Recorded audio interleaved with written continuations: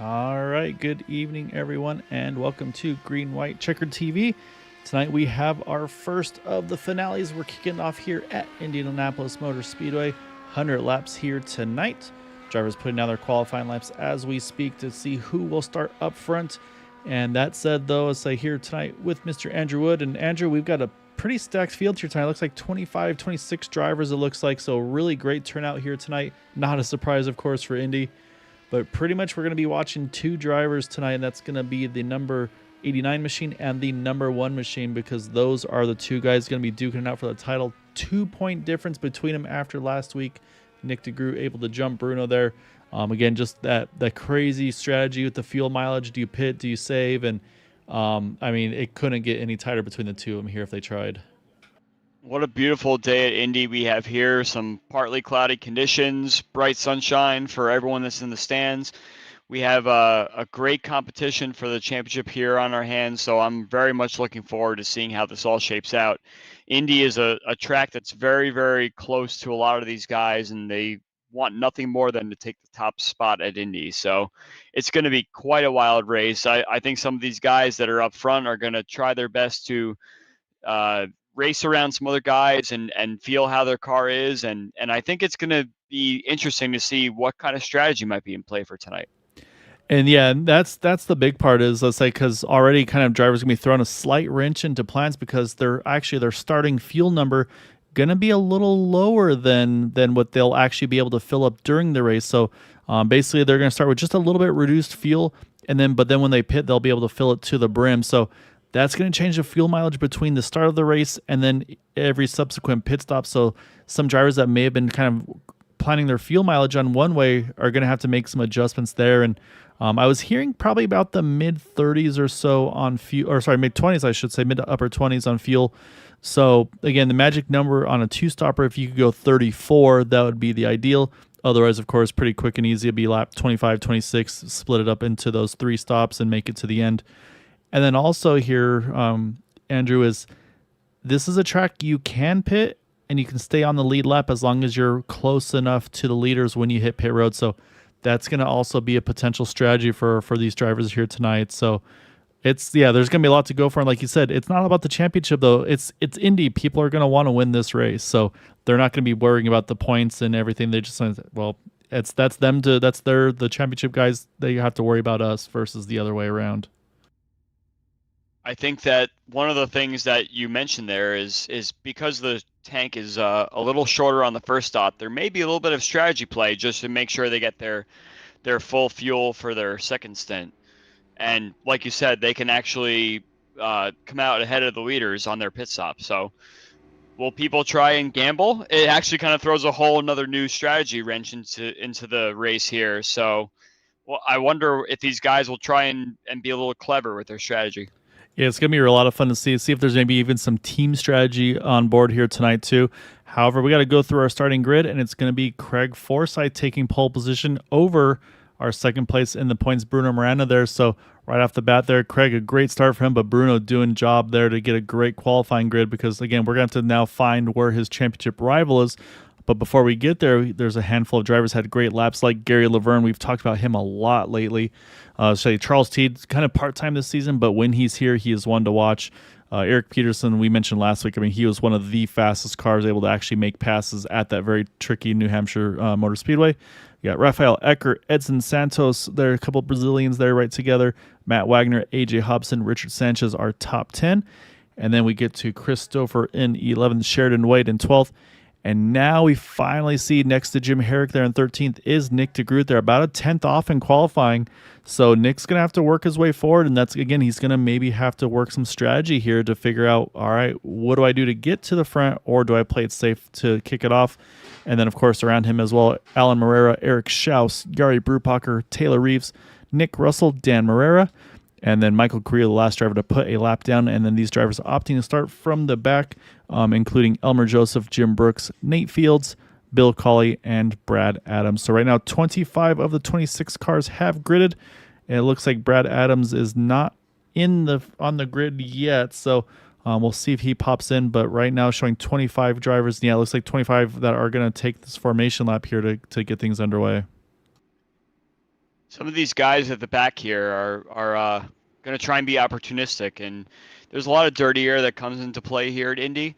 So some of these guys that didn't qualify so well, they may go right on a fuel safe strategy initially, not even just to cut out a stop, but just to save their tires.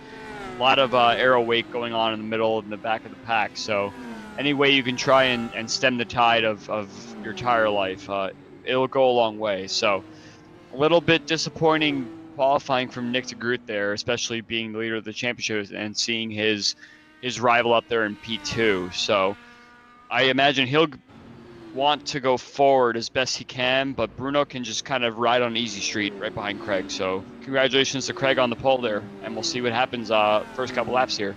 Yeah, it's going to be fun to see. Also notice that Rafael Eckert, actually, he decided to jump to pit road after he did grid and said, you know what, I actually want to start from the pits there. So maybe he was like, I'm a little bit too in the thick of things that I'd like to be. So kind of interesting to see what the strategy is there. But yeah, I'll say from here on, like I said, it's pretty much we're going to get going. We're going to see what the strategies are.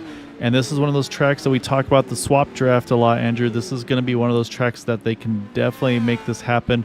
And that is going to be the fastest way to make lap time and kind of force the other drivers to burn that little bit of extra fuel. Because if they stay single file, those cars third, fourth, fifth, they'll be saving a ton of fuel. So it's going to be fun to see what those strategy is. Because, I mean, again, Craig, he's our Mr. Fuel Save, but he's going to be leading this race here to kick it off. So I think he's going to kind of just be going on the aggressive here. Got a little strange relay here on the third lane. Not sure what's going on. Oh, yeah, a little. Go green. Yeah, about to go green. Yeah, it was a bit of a checkup there. We'll have to see if anybody has damage, but we are underway. Great start between Bruno and Craig right there side by side here. You just saw Rafael Eckert leaving pit road as we head into one, coming out of one, starting two already. Oh, yeah, trouble in the back. There's some confusion there, I think, from some of the guys in the back with that checkup. I think that might have had to do with that incident there. Yeah, Michael Carrillo there, Nate Fields as well involved. I flinched for a second with that pace car flying through there. So they're going to try to grab a gear, get going again. But this is going to be a hard drive there for Nate to try to get back. Rafael Eckert looks like he did get through okay, but let's go back and see what exactly happened here. Because it was, like I said, it was still pretty early. And so let's focus on Michael. Let's see Jim to his outside. Oh, Nate's right behind. So yeah, let's take a look at Michael Carrillo here. Probably give us a little better angle. Oh, he's actually already got damage here before this all. I wonder if that's from the start of the race, I bet. Let's go all the way back here. You can rewind all the way back to the green flag. Oh, look at that damage, yeah. And also I see some green there. Yeah, some contact between he and Jim. So... And I'll say, so we'll watch here. We'll try to get a better look. You can see the gap there between the blue car there and then the 29. And then I think what happens is they start closing up.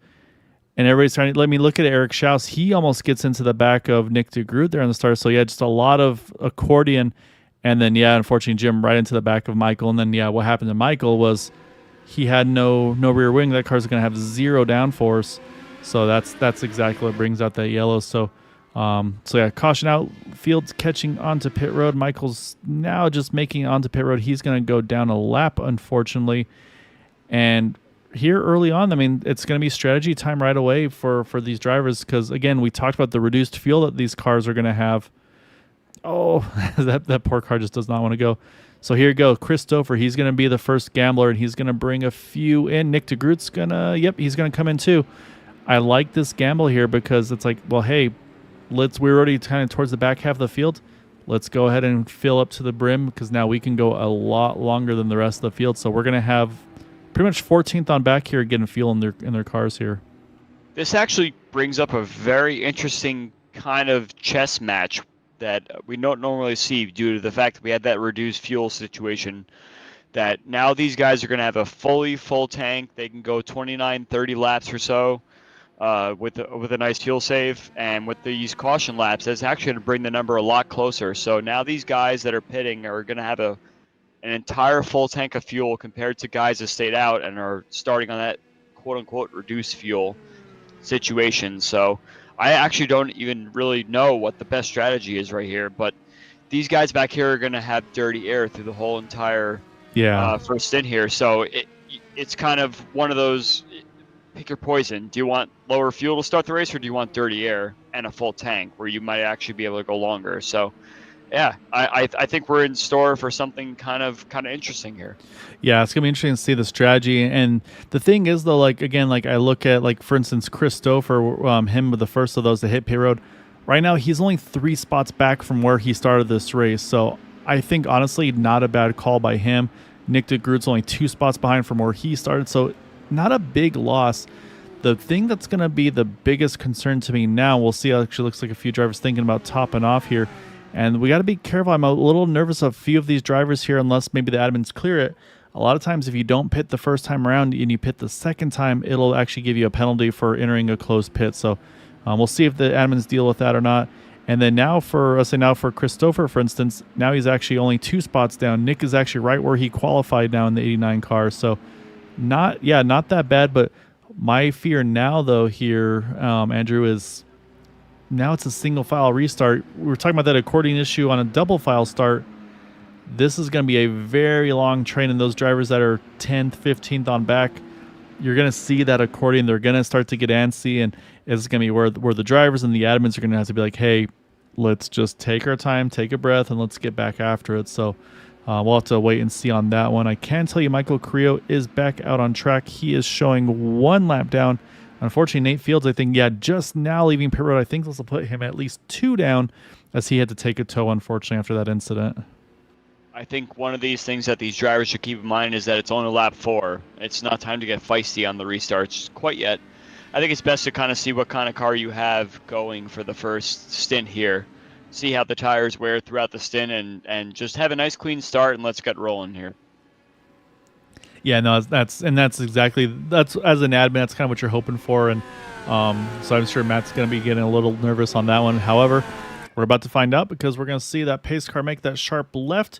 And we'll watch here from the flagman once again. And now Craig Forsyth has control, can go as early or late as he chooses.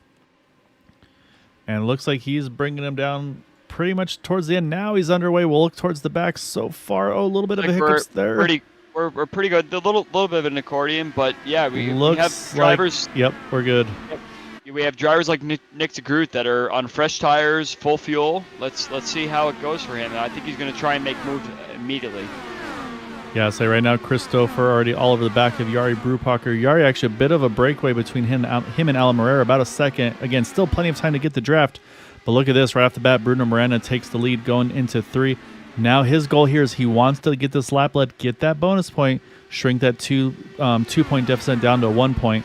And it looks like we'll see if Craig can get a big tow here down the front. But right now, I'm going to say, yeah, this lap will be led by Bruno. There's a bonus point right there for that number 1. I'm trying to see where Nick crosses the line here on the first lap. It looks like he picked up maybe 2 spots there, or actually he lost a spot compared to where he started. Yeah, so I think Dan Morera may have jumped him. It looks like one of those things where, like an Indy, you need kind of a draft of some sort. If you get hung out to the inside, if you're making a move down the long straightaway there, you're going to get swallowed up pretty quickly. So I don't know if Nick was just trying to maybe deke someone out of going up high in turn 2 or turn 4, but didn't work out for him. So now he's going to go into a fuel safe strategy, I would imagine, try and take advantage of any sort of worn tires later on in the stint. Yeah, so remember we talked about with the swap draft. What I'm watching right now, Craig has just let Bruno go, said, you go ahead. I'm going to let you burn that fuel. I'm going to save off the back of you here. So I think Craig is already deciding, you know what, I don't want to push the pace of this race. So, and it looks like not a lot of other drivers also not being too aggressive here yet. But the other thing that we haven't talked about, we talked about the swap draft and all that. We haven't talked about is kind of just the draft train that you'll get at times where you get a run on somebody, but then as soon as you drop low to try to pass them, all of a sudden you have no draft, they have all the draft, and it's almost like you just pull a parachute off the back of your car. I think one of the things that you have to keep in mind for Indy is that it's all about the swap draft. If you just sit behind someone, you're just wasting your front tires trying to stay in the draft of the car ahead of you on all 4 corners of this track. So if you have any sort of indication, it compounds itself as you go towards the back. So Craig's not so bad, but then you look back at Gary and Charles in 3rd and 4th, they're getting all sorts of aero weight going. So you see Charles making a move in turn 3 there. It's all about just trying to find that clean air, like we say at a lot of these fast tracks here. So I imagine Craig is doing the right thing, just kind of staying in Bruno's wake a little bit, trying to save a little bit of fuel, but his front tires are not going to last for too long if he stays there. So it's always a little better to try and play a little bit of a leapfrog game initially, as Charles misses turn one a tiny bit there, but Yeah, no harm, no foul. Yeah, I think just caught that wake of Craig there, and this is one of those. This is one of the tracks where I mean, we watch these guys and we know how good they are, but Nick DeGroot's one I watch a lot of times where he's one that I've seen he can run the highest of anybody through the turns to try to find that clean air. So not sure if he'll be doing it right now or not. And you see, actually, no, he's going to run all the way to the white line there. But we will see drivers run that second, even third lanes at times just to try to get that clean air on the front wing to, like I said, to have that rotation, not to burn up the right front tire. But man, yeah, Tita's going to be persistent here. He wants to try to get that spot here because I think he's kind of now trapped in that spot. We talked about that kind of that draft train where he can get up to Gary, and then that's about where things settle in there, unfortunately. So it's just, yeah, that dirty air here. So we'll have to keep an eye and see. But like I said, another great run here. But now he's going to get that draft off of the back of Craig. That car's going to wash out, and Gary's able to run that clean air on the second lane. I think that's exactly what I was trying to say before, that the driver's got to test it out. Like, what is it like if I go behind the car that's going fast into turn one? Will it push my car? Will I find any clean air that gets me any sort of advantage? So it's only lap 10, 11 right now, and Charles is playing around with a bunch of stuff right now to see how he can get an advantage later on. So I like the strategy to maybe wear your tires out on this run and secure yourself in a top spot and just see how your car might react and play with the tools a little bit, the roll bar and the weight jacker, just to see exactly how your car may react, and it may be beneficial later in the race. Yeah, so I'm going to go back a little bit. So I think Richard Sanchez may have had a moment here coming out of 4. We'll watch here. Oh, man, that car steps out. I saw him enter pit road and then exit pit road, and that is a great catch. That's a very tough spot to catch those cars and to be able to keep that thing pointing in the right direction. So good hands by Richard there. I say he's one of our super speedway guys that I say he's been improving little by little with these cars, just racing pretty much anytime he can. And yeah, that was a really big save there. And looking at the track position right now, the highest up of those that pitted is Christopher right now. He is up into the 9th position, and then you have Dan Marrera, who's up 8 spots into 12th, a couple cars back. So right now, those are the furthest up of those that did pit under that caution there again. And it's not even just they had a lap or 2 more fuel. Again, with the reduced fuel on the initial start, they've probably got a good, I would guess, at least 5 laps of extra fuel on board these cars. So, and then, yeah, let's say look in the background, you still see Nick DeGroot there kind of just cruising. I would say probably just cruising, like I said, probably managing tires. And he's got to be careful because he saw that car disappear in front of him. That's always a source of fear, too, because there's times where you don't know where that car's going to pop back up. And I say that's always a cause for concern at times. You mentioned Christopher moving up. He's actually the fastest car on the track right now, and that may be due to a lot of the clean air situation, but Bruno also has clean air, and he's not running as fast as Chris has the last couple laps. So if Chris manages to find a way to save fuel and pick up a couple spots in the process, that's actually looking pretty solid for him. Yeah, no, I think this is a really good strategy for him so far here. We'll go back to T, though. He is working on Gary now. Nope. Oh, they're so close out of turn 2 or out of 1 there. But again, though, I think his hope here is if he could get Craig to run that second lane, he could get that cleaner on the front wing. So you can see Eric Peterson, he lost a lot of momentum. Eric's going to now peak low.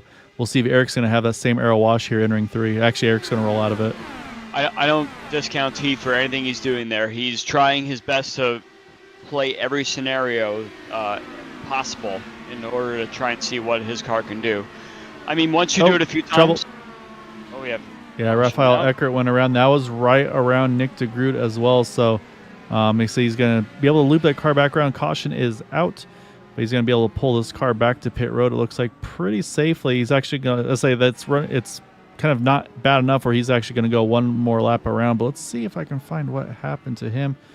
And again, this is, first off, you can see already how high he's running. And so I'm going to go out on a limb and say this is going to be a big push in the marbles up here, and then probably bounce it right back across the track. But this is where, if you look behind him, there's Nick and there's Raphael. So luckily, never got far enough down. Didn't bounce Ricochet back far enough either. But you know that's something that catches every little incident as the championship contender. You're sweating bullets, especially when you're in that mid pack. I mentioned it a few times during that last stint there that these guys are trying everything. They're trying many different lines, and that's unfortunately a line that turned out pretty bad there for Raphael. You don't want to run the super high line. It may work if there's cars too wide ahead of you, but you don't want to go flying into the corner like that. So he was experimenting just like Teeb was, and it didn't work out for him so much. All right, now let's see what strategies unfold here. Do we see any fake outs, any drivers that pit, or do we see maybe a tire strategy? Matt Wagner is going to stay out. Yari Brupacher stays out. And Nick DeGroot's going to stay out as well. So this will be the first swing and things. But again, look behind Nick, though. There's not a lot of other cars that have stayed out here.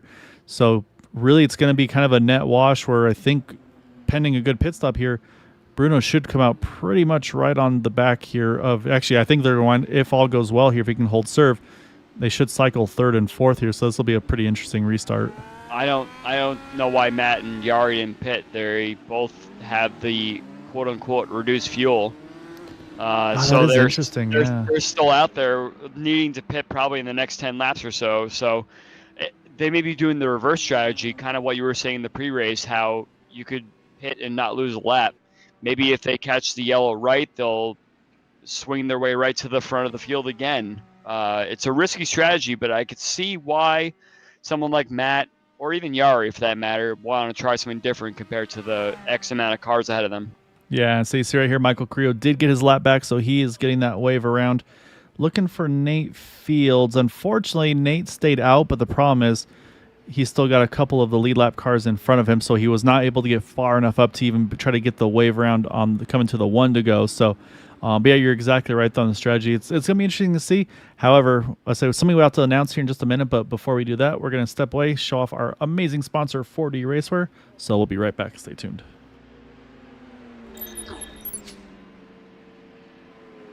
4D Racewear, makers of the ultimate sim racing shoes and custom apparel designed for sim racing by sim racers. 4D racing shoes are engineered to connect racers to the pedals in a way no other racing shoe can, all the while giving you the comfort needed to complete those double and triple stints. Visit 4dracewear.com and check out the latest sim racing products that let you connect to your sim.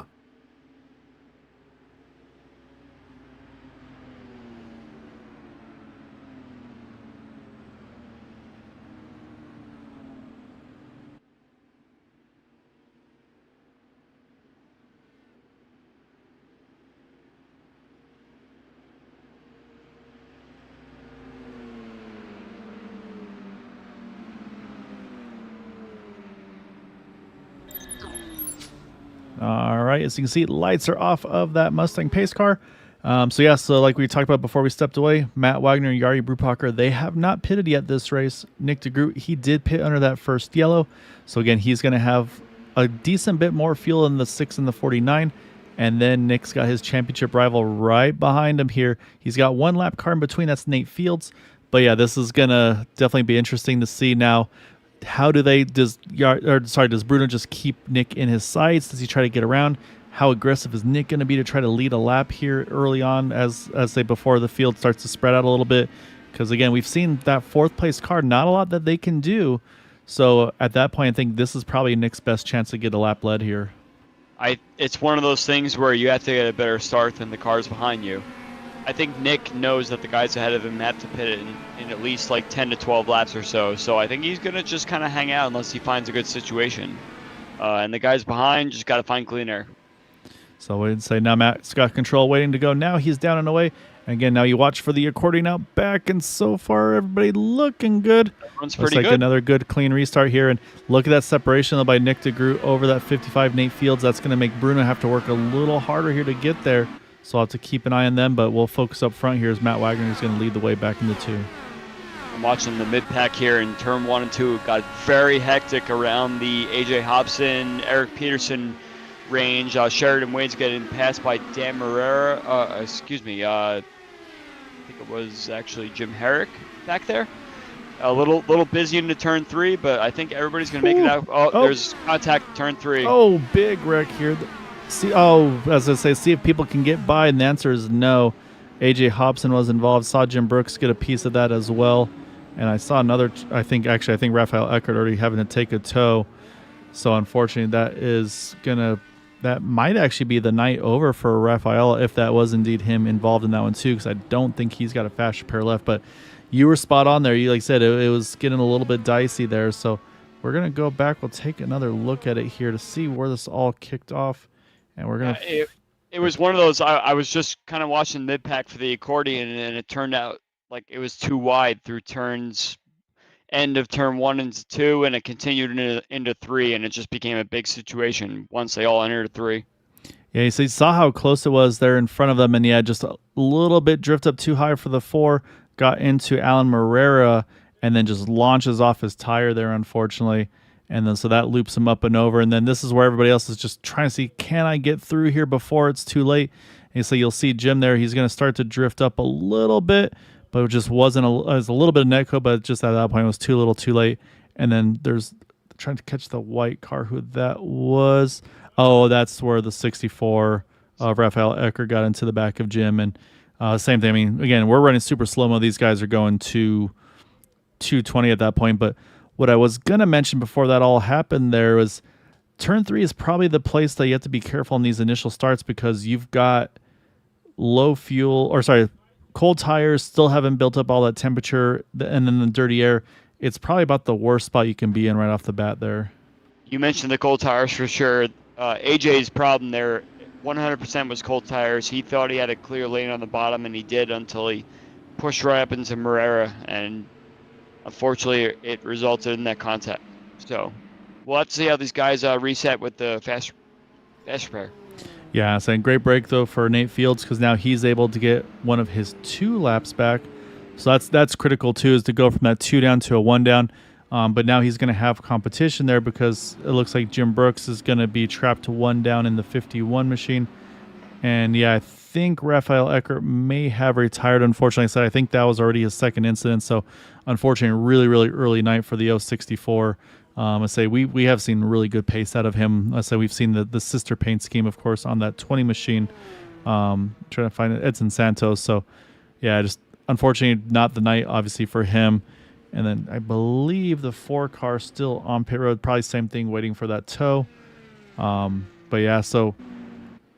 All right, so who does this help now, Andrew? This is great news for Matt and Yari, again, having not been able to, or having not pitted yet. It probably puts Nick in a safer spot as well, where maybe he can be a little bit more aggressive on his fuel mixture, I would think, to be able to make it to that magical lap 34 or so, or obviously even further if you can. But I think at this point, like we talked about during the last break, it's probably for, I'm guessing at this point, probably everybody, it's probably a 2-stop race, we think, from here, right?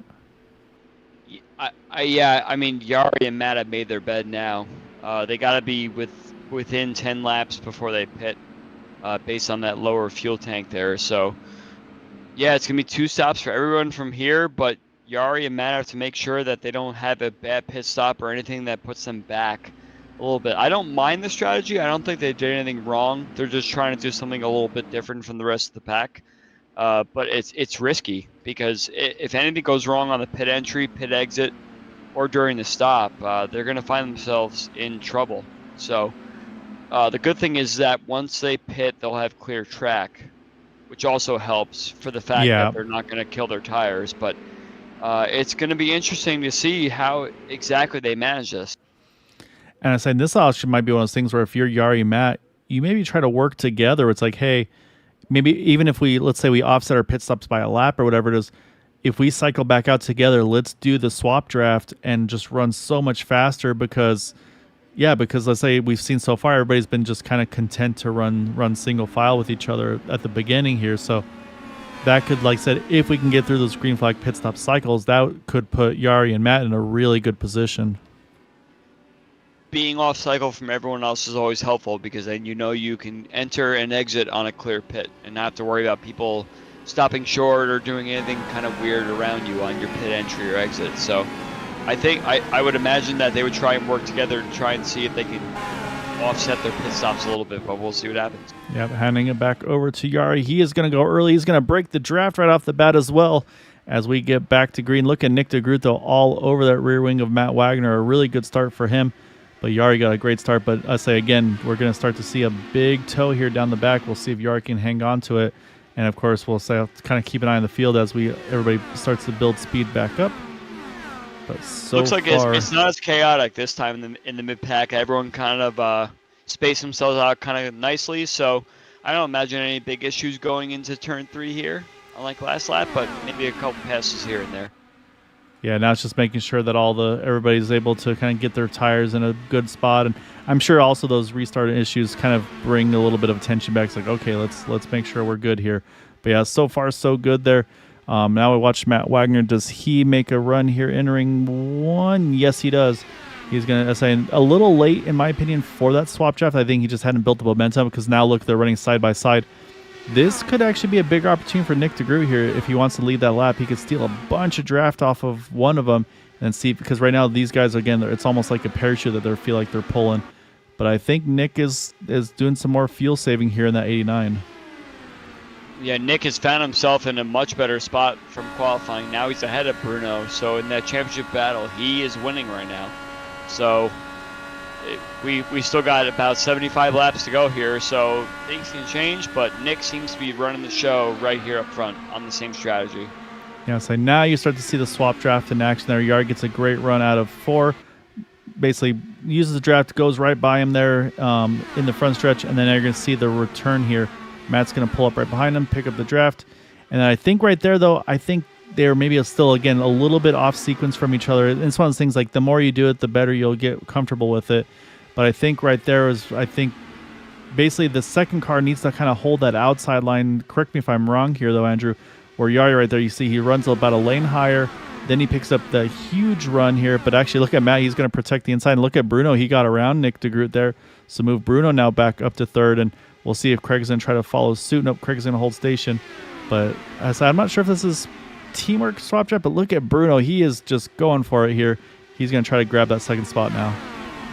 As soon as you said it happened, ride the outside, try to find the clean air. And sometimes if you have the cars ahead of you that will steal the air off someone else, they'll actually find a way to get by. And I'm shocked, actually, Bruno made that work in turn 4, especially with how this track is set up. And if there's wind or anything that's kind of affecting the track conditions, Bruno found a way to get on the outside of Nick that was very uncharacteristic of Nick messing up something there. So Bruno's now up to 2nd, and now that he's broken up the Yari and Matt party, he's going to want to try and get to the lead as fast as he can.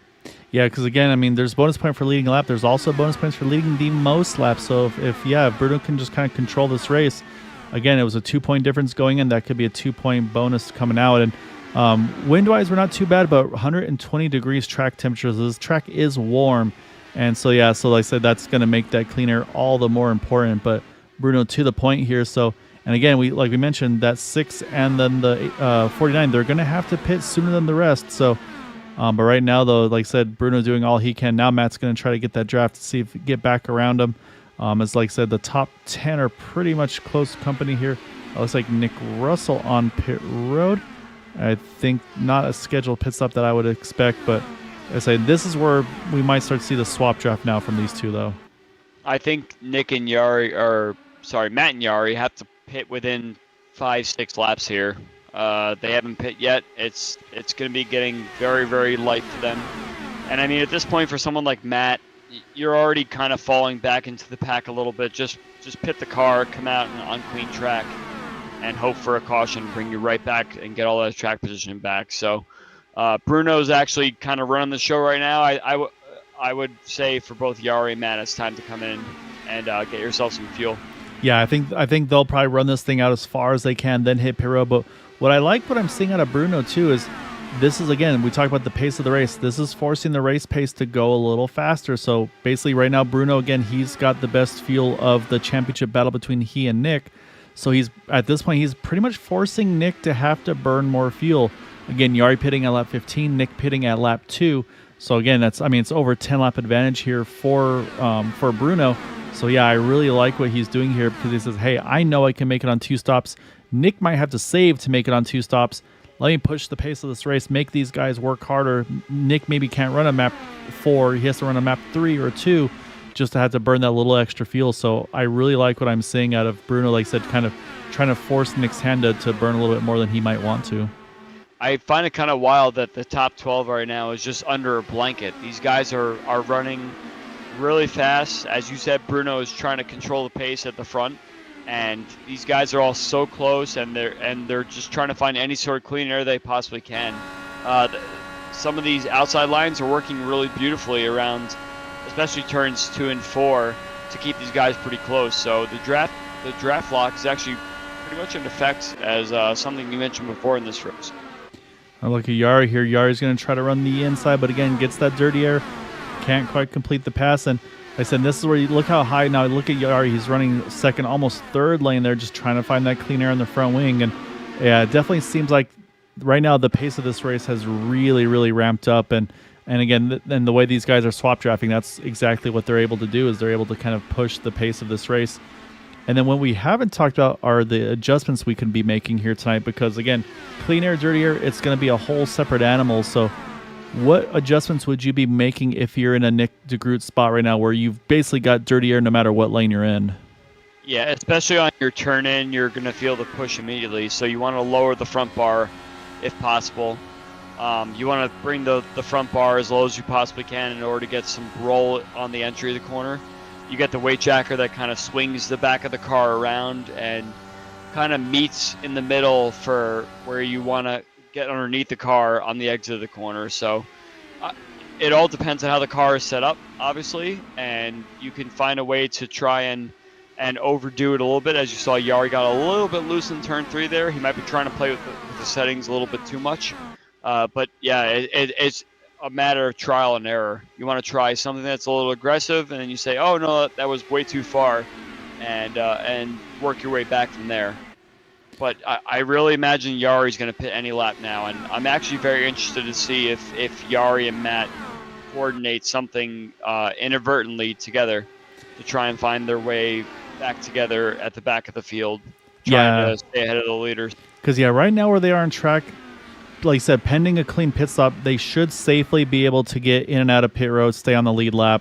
Of course, like I said, they have to make sure that they nail their pit entry and exit. But I got to say, though, I mean, with those couple cautions, we've had the 3 yellows early on, but it's given them really good fuel mileage. I mean, we're at lap 33 now, so we're just next time by, we're going to be a third of the way distance. And so, yeah, I mean, again, this next pit stop, they'll be able to go a little further than the last times, just because of, again, filling it up with the full fuel tank instead of starting with that reduced tank. But of course, if we stay green, that's going to burn a little bit more. But again, another guy we talked about with that pit strategy early on, Christopher, he's now trying to creep into that top 5 right now in 7th, trying to work on Charles Teed. And I think Richard Sanchez, he's wrecked in the backstretch, but again, nobody around him, so he's able to take a tow. We stay green. And look at the timing, because that's exactly as Matt Wagner, Yard Brubacher, there they come, like you said, coming in together here. It's really tough to make another full 34, 35 laps go if you have no partner. If you're sitting in the pack, you could actually lift a lot and save a lot of fuel, but I still think that everybody's got to do another stop after this. 2 more stops after this, sorry. Yeah, it's going to be, because Matt and Yari now, they're not going to be able to kind of do any fuel saving. And I got to say, though, for what they did, it looked pretty solid. I think they're just about to roll off. And look at this, they're going to come out pretty close proximity. However, that field is coming in a hurry here. I want to watch off the rear wing of Yari here, because we're going to see him in the distance. And I think they'll be able to hold on to it, but there they are entering turn 1 right now.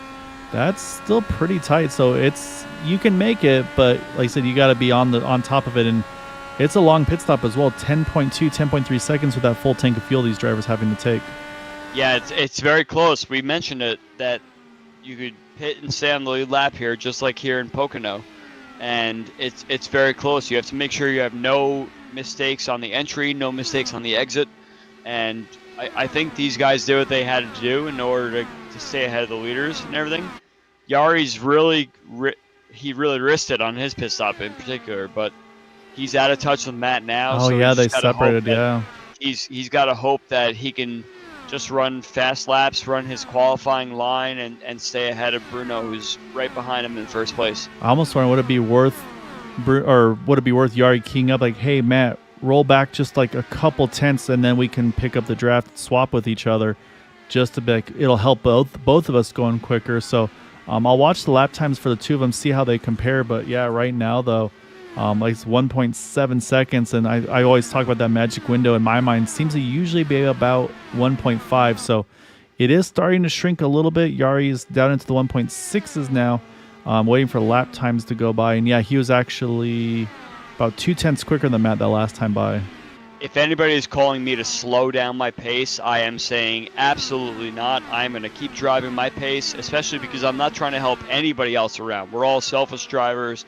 We all know what it takes to go fast. So if you're saying, hey, kind of lift off the throttle so someone can help you, all you're doing is hurting yourself and bringing yourself back for very little gain in the long run. So yeah, Yari can try and say, hey, Matt, can you come back and help me a little bit? He's going to say, nope, I am driving my own race. Sorry, you didn't do as good a pit stop as me, and you're going to get lapped. So drivers are selfish? No. you wouldn't believe it, but it actually happens. So you got Nate Fields, Sheridan Wade. They're on pit road here. Again, I think a little earlier than I would have expected, because they were ones that also did pit there at 15. So we'll have to keep an eye on those guys. But like I said, it's going to be interesting. And I mean, I do kind of like what I'm seeing out of Nick, though, because again, he pitted at lap 2. He's still going. We mentioned for Matt and Yari, they pitted at 33. We're on 38. So he's already gone over 5 laps further than them. And it's saying he still hasn't blinked yet. And again, I think right now he's kind of just letting Bruno set the pace here. It's a risk versus reward because he's able to save more fuel. But also, though, it's letting Bruno start to rack up those laps led, and we talked about it. Nick has yet to lead a lap. Bruno has definitely been leading a good chunk now, probably at least 20 or so, I would guess, roughly, at this point. So right now, I'd say kind of advantage to Bruno as things stand. Let's not forget that we're getting close to another round of pit stops for the leaders here. Probably within the next 10 or so laps. They pitted on around like lap 19 or so, I believe, on the last caution. 15. Oh, yeah, no, yeah, sorry. Some pitted on 15, some on 19, actually. So it'll be another bit of a split bag. Yeah, so, I mean, Bruno's only got to stay behind Yari for another 10 laps or so, and Bruno's been running full bore, so I imagine probably around like the lap 47, 48 area, we're going to start seeing these guys get ready to pit again. So yeah, let's talk about the lap 19 drivers now, because the furthest up of those is in 10th right now, Alan Morera. So again, there was some. It was a short, quick yellow. So I mean, he probably gained a little bit. Right now, he's working on Eric Peterson. Actually, we're going to jump up front because Nick DeGroot here, he's going to get the momentum finally. Try to see if he can pass Bruno. He will, but now can he hold on? We'll see if he pits here, or is he going to be able to hold on and lead? Yes. Yep, here he comes. So he's getting everything he could there. He basically went probably full Rich, said, okay, I got to pit this time. I want to gain as much as I can. He's going to bring Jim Herrick along with him. And again, that just shows how much track position means. He was probably running a lower fuel map, saving fuel, and then as soon as he knew he had to pit that lap, turned up the wick. That way he could pit ahead of Bruno instead of behind Bruno, just to get that little extra advantage. I think these guys are trying to set themselves up for later in the race. There's always a late caution in Indy. You want to get yourself fuel. You want to get yourself back out on the lead lap, and you want to put yourself in a spot to take advantage of anyone else who didn't do the same. Yeah, no, you're exactly right. And so now this is that danger spot, though. If you come out and you stay in the lead lap, that's really good for you, because if another yellow comes out, you expect to see the rest of the field pit under yellow, and that should jump you to the front. And I'm watching the pit stop cycle for Nick DeGroot. Here he is. He's ahead of Matt Wagner. He's ahead of Yari Brewpacker. You see Jim Herrick's just about to pop into frame there. He's going to get swallowed up by the field, I have a feeling. But if Nick can build up the temperature and get speed back up into his car here, he pitted 7 laps later than Matt and Yari. And it looks like he is going to hold on to that spot. So now he's just wanting this thing to kind of, he wants the leaders to cycle all through. That way he can try to get that lap lead. Maybe he's able to net the lead after this is all said and done. Well, the one thing that Yari and Matt have done now is that they've found each other again.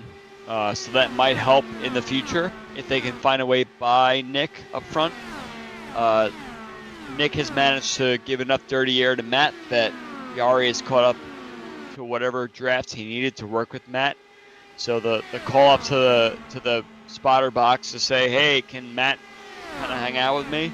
Now it's going to be work together to get by Nick, especially because we have less fuel. We could probably find a way by. It's all a chess game. You got different strategies now working on different things. It could work out in their favor, or they could find themselves in a spot where they're losing time in the long run.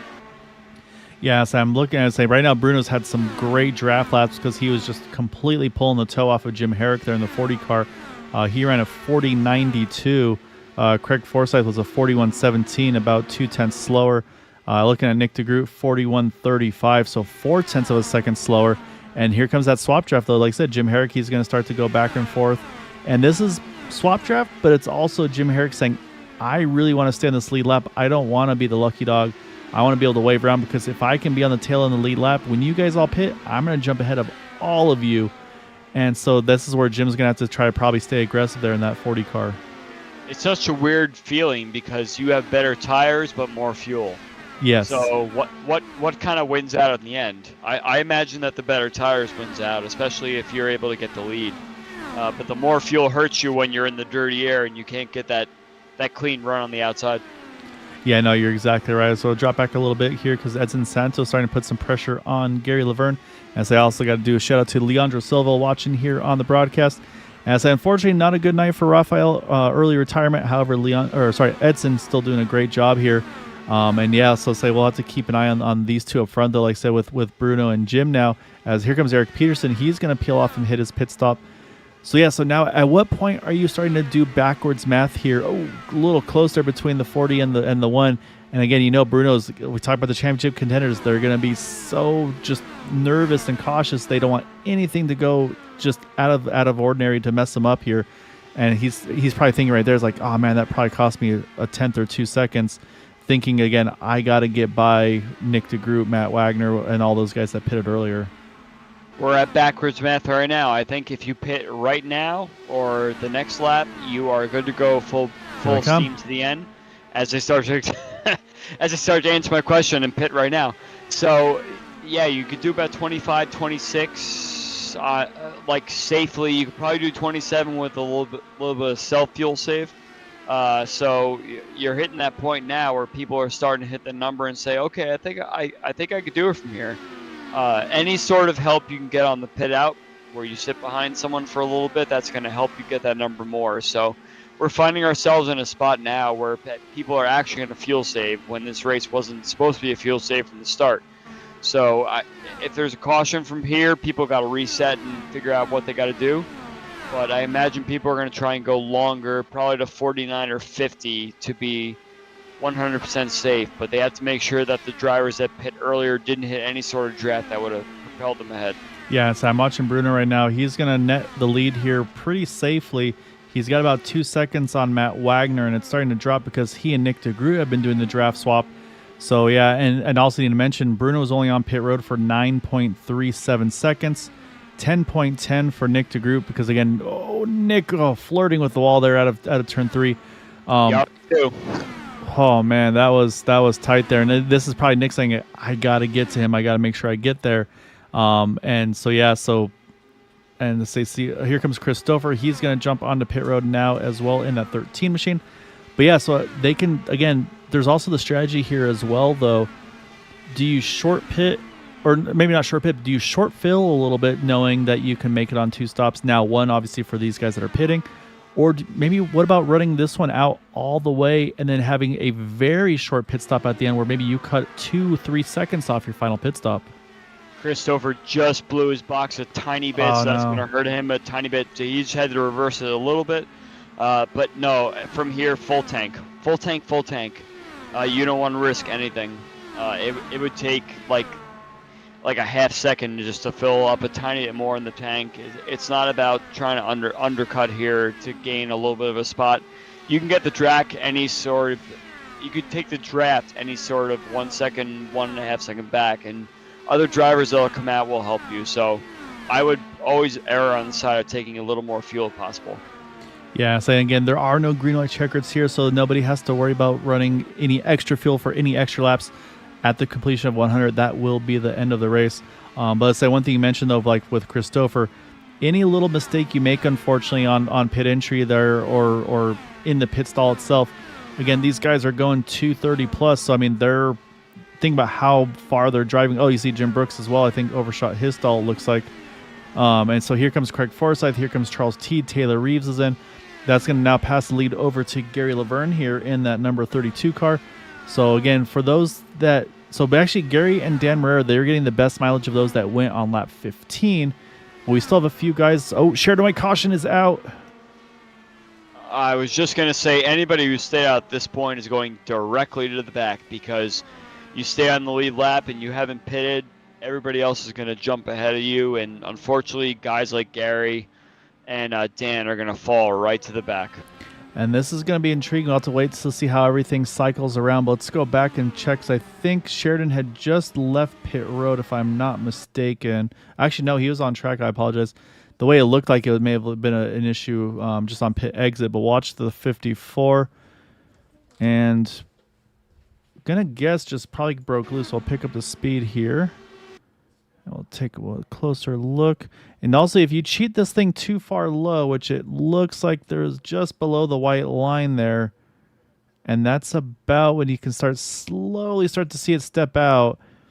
I wonder if maybe just got a little bit too low. These cars do not like being in between the kind of between bankings, and just, oh man, that's one of the hardest hits you can take with these guys. And then at that point, I say that's where almost ricochets right back out on track. But so yeah, so this is gonna again change strategy. Those guys that pitted, very relieved. Gary Laverne, Dan Marrera, Alan Marrera, Eric Schaus and company, they're thinking, oh, why now? We just needed to, like I said, we probably should have pitted there. So what I want to see though is there were some cars that were on pit road at the time of the yellow, and Craig Forsyth was one of them. And it looks like what's happening is iRacing has always had this issue, I feel like, Andrew, where you pit, if you're on pit road at the time of the caution, it doesn't freeze the field. You basically have to fall to the end of the longest line. I think that's probably what's happening to Craig and Charles and them. They had the strategy almost to perfection, but unfortunately, just the way it all panned out. So right now what we do have is we have pit stops with our leaders. It looks like our top two stay out. I think I saw Matt Wagner. Yeah, Matt Wagner's on pit road as well. So our championship leaders, top two, they stay out here. Only 6 laps difference between them on when they pitted. I'm trying to rewind and see what happened here, because Craig cleared the pits, no worries. I'm trying to see when the yellow came out, my own investigation, but I think the issue was that I think the caution came out while they were still on pit road. But if you're on pit road, you should be safe. That's what should kind of be. I don't think it does that in iRacing. I've had it before where I've been burned, where I was like, the caution comes, I'm like, yes, I'm going to jump the field, and then it makes me let everybody. But I think if you're out of pit road, the leader. Yeah, where the leader is on track. If the leader is coming by to lap you and you try and leave pit lane, that's when there's problems caused. Because I know Craig was up on the jack. That was he should have actually been the leader probably, because Bruno hadn't come back around again. Yeah, so they had to start backing it down for the yellow, and that's what I was thinking too. And like I said, I think had Craig been already on the access road leaving pit road, I think yes, then he nets the lead. But I think the fact that he's on pit road, it seems like I said I could be wrong. I don't want to throw iRacing under the bus, but I've seen a lot of times when you're leaving pit road but still on pit road at the time of yellow, for whatever reason, it makes you fall back to the end of the line until those that do pit. So I think that's why we see Craig Forsyth, but behind Edson Santos and Jim Herrick, Yari Brupacher and company. But I got to say, though, the driver that really had the best timing of that pit stop is that number 20 of Edson Santos. He pitted at lap 49, so he comes out. He's now in the top 7. Craig Forsyth and Charles T, they pitted lap 50, but they had to fall back behind him because of, again, the timing of that yellow. So it's interesting, and they also had multiple strategies there. Matt Wagner, he said, you know what? I want the tires and fuel. I'm going to come in. Yari Brupacher said, I want the track position. I'm staying out. Yari last pitted at lap 33, and we talked about, again, how much he had to stretch it last time. So he's kind of doing a second gamble here.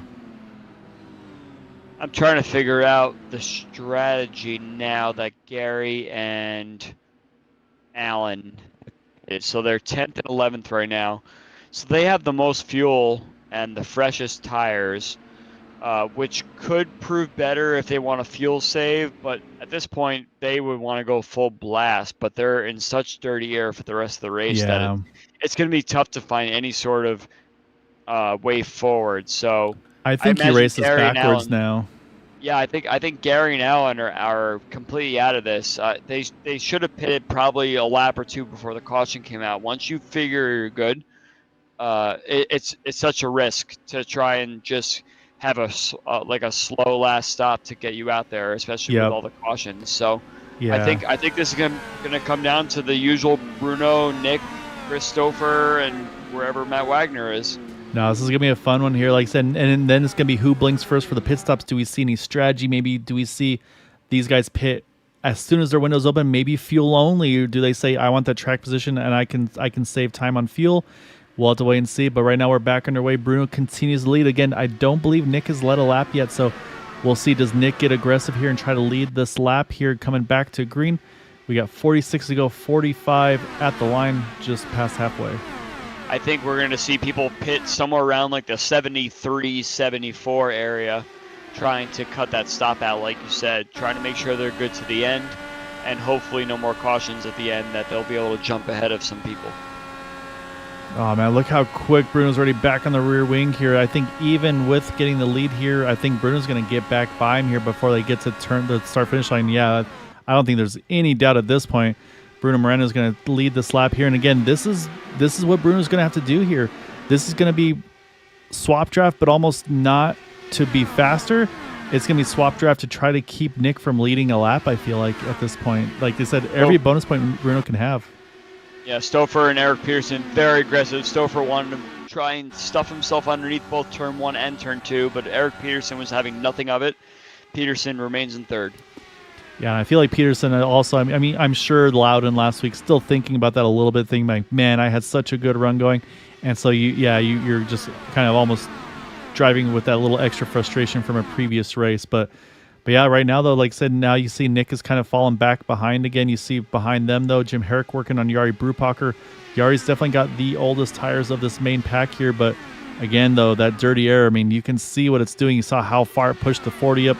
That's opened the door here now for Edson Santos to try to take that spot. Nice that Jari stole the air right off Edson. You saw that right off the back of Jim Herrick there. Edson thought he was sneaky and tried to get underneath, and Yari's like, nope. Here comes Craig. You're not going anywhere. So right now, I'm going to be intrigued about the strategies. Now, like I said, the thing we're going to have to watch, like I said, once pit road, that window opens, I'm going to watch how fast pit stops are, because I'm expecting to see at some point there's going to be a 4 or 5 second pit stop for somebody trying to make a big gamble and say, you know what, clean air is going to be more important than tires. But man, look how low Nick is trying to run here, try to keep that clean air on the front wing of his car. I'm surprised he's not trying to run the second lane, honestly, because that's usually where, like I said, I usually am used to seeing Nick run that second lane here when you have that dirty air in front. Yeah, as for the strategy, let's watch lap 73, 74. That's when people are going to start pitting, being the first person to make the last pit stop. So they're going to take a full tank, but guys that are doing the 4 or 5 second stop, like you said, they're going to come around like lap mid-80s or so, trying to take that last bit of fuel. Yeah, I would imagine the first drivers coming in are going to be around like lap 74, 75. And once again, you saw there, Nick was able to get around Bruno, but Bruno gets back around him before they get to start finish line. So this is now where Nick's going to have to try to adjust his timing, because again, talk about that swap draft. A lot of times these guys will swap every time entering turn 1, entering turn 3. So what Nick needs to do is he needs to now get to the rear wing here of Bruno and be able to try to get that momentum. I think that's exactly what Nick is trying to set up now. We'll see if he stays to the outside. No, he's going to drop low. I think that dirty air again, he's going to lose that momentum, but if I'm Nick here, I think I run that second lane through 3 and 4, get close, and then get that toe and try to, again, I think for me, you got to lead a lap here. I don't think he's had one yet, so I think he needs to work on trying to time this right to get the lead at the start-finish line. Edson Santos was coming through the field so fast, he scared Jim Herrick off the line in turn 3, and Herrick almost took the wall down. looks like Edson's up to P6 now. Yeah. He wants to get by Yari. They got to really go, fast. yeah. Well, no, Yari's falling off the draft. Yeah, they scared Jim Herrick right off that line, and he had no choice but to stay on the outside and get freight train. So right there, I saw the 89 there was really high out of 3 and 4, but it won't be enough momentum here to get the lead here. So I think he is starting to make some adjustments to that where he wants to run that track. And again, he's got to find the clean air for that front wing because, like I said, it's going to be abusing the tires the more and more he's behind Bruno.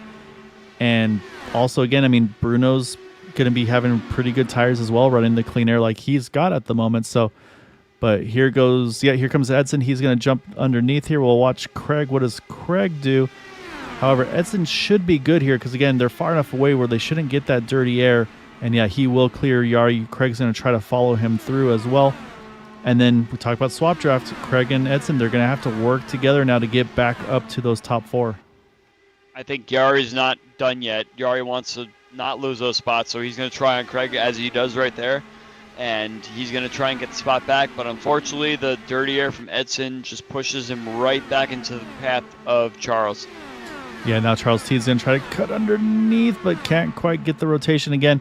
And this is that draft train we talked about. And say he's going to try to see what he can do, but you almost have to be coordinated with someone in front of you. Is like, okay, hey, I need you to run this lane.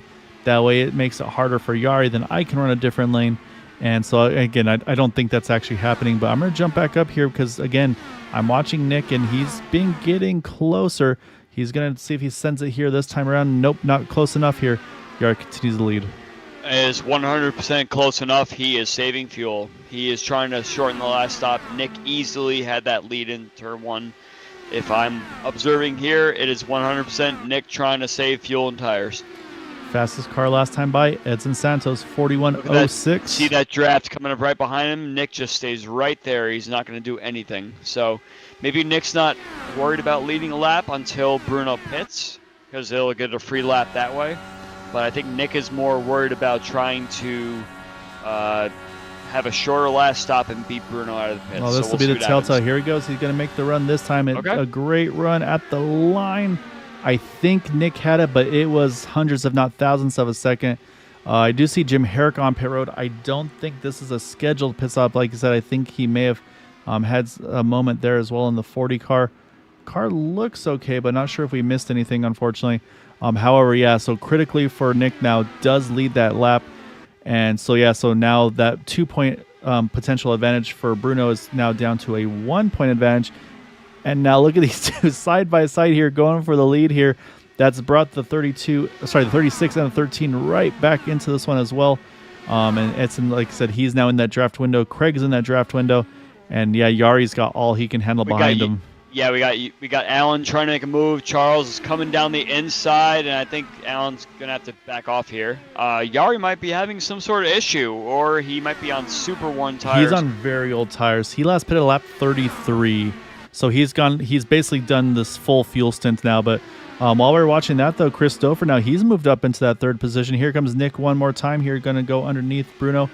And like I said, now I think for Nick here, oh, man, these guys are running hard, though. Even in the clean air, that 89 car just does not have the rotation.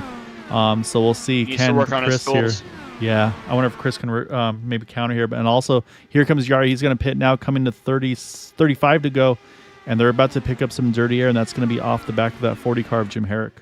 I think, Herrick left the pits, so maybe he was on some wacky strategy to try and get a lap back and stay out or something like that. But yeah, Jim is back out on track again. I think probably what Jim was, let's say you mentioned, he had that moment where he almost knocked the wall down a few laps prior, and if he just, with all that track position loss, he said, you know what, I just got to do something different. So, it'll be a stretch on fuel, but again, it's also a calculated gamble because if there's an inopportune caution between now and then, that again, right now he's ahead. That would cycle him to the front. So, but look at the gap now. Touched the wall out of turn 4, and that allowed, I think, Edson to go by. And that's going to bring Craig along as well here because again, I think Craig's done a really good job of tagging onto the back of Edson once they cleared Yari. And so, like I say, everybody's kind of trying to pull that draft right back in together. However, you just saw Yari leaving pit road there. He is now a lap down there. Let's go to the right car. There we go. So he is actually trapped a lap down here. So that's going to be a tough spot for him, like we talked about. But what I noticed, though, is once Bruno got to the draft of Jim Herrick, Nick DeGroot, that car is just fallen off a couple of tenths now. You can see he's 9 tenths back. Like I said, could be fuel save, but I don't know. I feel like this is even further than he'd like to be. Never count out Nick DeGroot and trying different things at Indianapolis. He is one of the most successful drivers here, so I think he knows what he's doing. It may not be exactly what he had written up, but you also have to realize that Bruno's got Jim Herrick up ahead with draft, which is going to kind of pull him away from Nick a little bit rather than him being stranded out in the lead by himself. So Nick is gonna play around a little bit more. Never count him out in these situations. But yeah, I'm starting to worry about Eric Peterson's car after he hit the wall in turn 4 there. Craig just got by him. So we'll see how Eric's pit stop is. We're about 5 or 6 laps away from seeing all these guys put their cars out on the line. Yeah, as I say, now it's kind of, who blinks first. Like I said, we saw the 40 car. He did pit. Don't know if that was by choice or by necessity.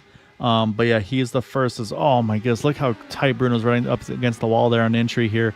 He is, he's got this thing dialed in where he, like I said, he can run comfortably the second lane. He touched little the kiss wall there. Yeah, I'd say just a little bit of extra dirty air. I'd say commentators curse, unfortunately, there for Bruno, but we'll see. Nick. Yeah, big run here for Nick. He's right back to him, but I don't know if that was enough to really hurt the car, though. I feel like that's probably enough to kind of upset you, but I think the car will be okay. It didn't look too solid. Yeah, I think that was the same kind of hit that Peterson took about 2 laps ago.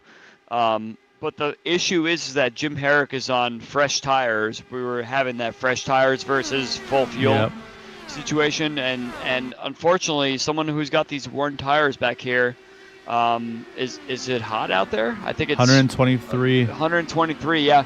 You got these cars that are trying to hang on to any sort of grip on the track, and you have a guy that has these fresh tires up ahead.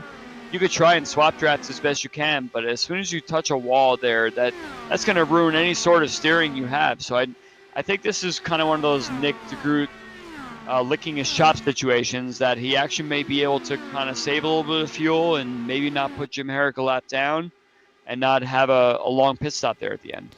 So now the question is, again, we talked about the fuel window. Do we feel like that window is like they can make it to the end from here, or you think there's still another few laps that have to happen? I think you got to go till at least 74 or 75 to be 100% safe. So about 25 to go or so.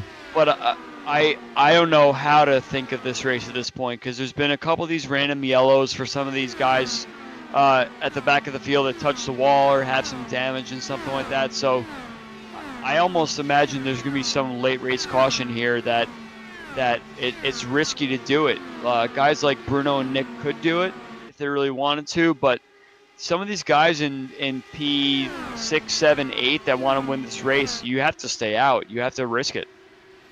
And I was saying, and there was also, Eric Peterson is. That's like he and Alan are having a huge fight right now. Exactly what I'm talking about, and Eric almost touched the wall again there. At this point, you got to hope here's our first one. Green. So this is Christopher. So he is going to be the first of our front runners to go ahead and take that gamble. He is on pit road, coming to 28 to go. Now, do we see any response from her? I think what's going to happen is once the leaders pit, the top two, you'll see basically if Bruno pits first, you'll see Nick in, I think, the next time, or vice versa. If Nick tries to kind of undercut him, I think you see Bruno the next time around. So this is going to be, like I said, or do we see Christopher kind of lead the charge? Because we talked about that 10-second pit stop last time. 8.4 seconds for Christopher. Here comes Nick. Yeah, I think Nick picked a risky. Stouffer, he picked a very risky lap there. 28 is, you need some help. So he's imagining he's going to fall into some sort of pack where he can lift and save a little bit of fuel. Nick is on a more still a risky strategy, but good enough. I want 26 laps. To go. This is 27 to go. This is 27, so it's one extra. So yeah, we'll have to wait and see. So Nick's rolling out now. We'll see, does Bruno respond to this, or like I said, or does Bruno have his own window? But like I said, if 26 to go is the window, we should see them come in this time. And no, he's going to keep going. So this will be interesting to see. And the other question is going to be Edson Santos, though. He hits pit road. I want to see where Christopher and Nick DeGroot come out in regards to each other. Actually, Chris is going to jump Nick DeGroot here. So we'll see, though, can Nick hold on to the draft? Because we talked about that swap draft. This could be crucial for their chances to try to maybe even have that chance to undercut Bruno Miranda. I think Nick's going to have draft, but it's going to be a slow draft. He's not going to be up on Chris like next lap. It'll take about a lap and a half, 2 laps for him to get right on Stouffer's tail. So Nick pitted early, but you have to keep in mind Look how long the that pit stops were. everybody's taking the same amount of fuel. They're all taking 25, 26. Nick had to take more, actually. I can tell you. I just looked right now. Christopher, 8.42 seconds on his stop. Nick was 10.03, so a second and a half more fuel for Nick, again, because he had pitted so much earlier, I should say. Yeah, he pitted earlier, correct, yeah. So that makes perfect sense. So, again, we talked about maybe who's going to take the least amount of fuel. Edson Santos, he took 8.3. Charles Teed, 8.1. So now let's say we got to watch our defending champion here. He is on pit road. We'll see how long he is down and then back out. And 8.57. So he's going to drop a gear and start rolling now. And what we're going to do is we're going to watch out the rear wing of this car, because you're about to see shortly. Stouffer is entering turn 1 right now. He's done a little snake down the front straightaway. I think Stouffer is going to be within draft range. But as I mentioned before, Nick is slowly reeling him in. He's in the draft range, but it's not a fast patch. Yeah. So I think next lap he's going to be right behind. And so, yeah, Stouffer right now, he's going to start to pick up that draft off of the one. Again, the one's going to have to start to build some temperature back up as well in this car to get that tire heat back in. So I think at this point he's probably back up to speed. And Bruno right now about a second and a half on the dot right now over Christopher. Another half second back to DeGroot. 0.6 back to Edson Santos. But again, a few drivers have yet to pit. Craig Forsyth, he's running this thing along in that 99 machine. Eric Peterson continues to stay out. So right now, we still have the top 9 drivers have yet to make their final stop. They need to pit right now. Caution comes out, they go right to the back. Well, if it's about half and half, it's Craig Forsyth's halfway down the field, as it were. So there's no need to stay out any longer than you have to. I could tell Nick is struggling in dirty air right now from Stouffer, who's probably struggling in dirty air from Bruno up ahead. I could hear Nick lifting off the throttle in these corners. So he's catching Chris. He's in the draft range, but it's still a struggle. You still have to find some sniff of clean air mid-corner in order to make any sort of advantage. Yeah, here comes a few drivers back in. Eric Peterson, Gary Laverne, they're coming in at 22 to go. So now that leaves Craig Forsyth, Eric Schaus, Dan Herrera, Matt Wagner, Taylor Reeves, Elmer Joseph, and Bill Colley. They have yet to make their final scheduled pit stop. And then, yeah, like I said, Bruno still leads this pack. He's got about a second over. It was 1.6 a couple laps ago. It's 1.2 now. Let's see what it is this lap. But as I mentioned with Nick, it's a slow draft up to Stouffer. But now Stouffer is also pulling towards Bruno, so Nick's draft gain is basically nothing until they get closer to one another. It's 1.1 from Bruno to Chris, and about a little more than half second to Nick back in P12. Yeah, I'm watching lap times too, and right now, Craig, again, you talk about these guys going longer, probably not worth the risk. He was 0.4 of a second slower than Bruno that last time by. Again, I think you talk about the tires versus fuel. I think tire wear, that 99 car just doesn't have the grip that they had before. So a lot of these guys, they're losing track time every lap they stay out. Is there a gain if they maybe go all the way out and then jump in? But I don't know. I think it's too big of a gamble. You're losing too much time right now.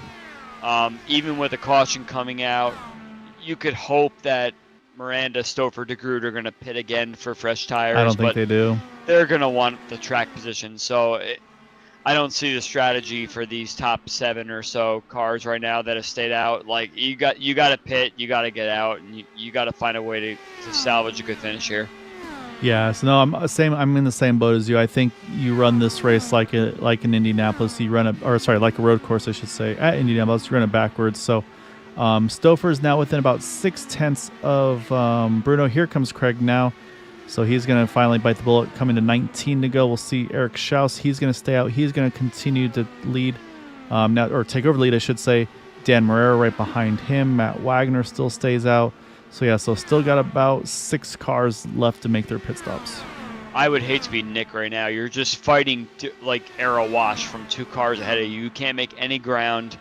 Chris is the one making the ground right now because Bruno's got the clean air and he can take the draft, and Nick is just sitting here going, why can't I turn the car? He can play with the tools all he wants, but all he's doing is wearing his front tires out now. So the sooner that Chris gets to Bruno, the more it'll help Nick, but Nick is just here unable to do anything for these 2 cars ahead of him. So yeah, I mean, he's fallen off almost a second already off of Chris.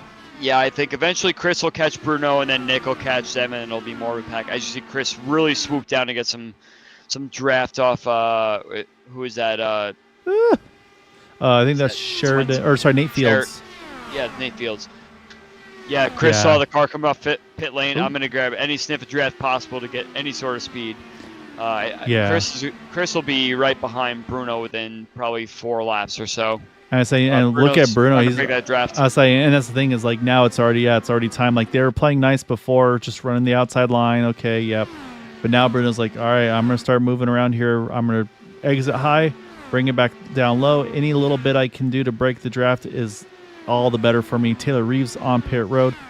But yeah, I mean, I say now let's say you talk about that snake, and that's where it is now. But I gotta say though, Craig Forsyth, he came out, he pitted at lap 81. He's still in the mix here. He did have a great pit stop there, 8.4 second pit stop. So he's got fresher tires. He's in this draft. I'm not gonna say Craig's out of this one yet.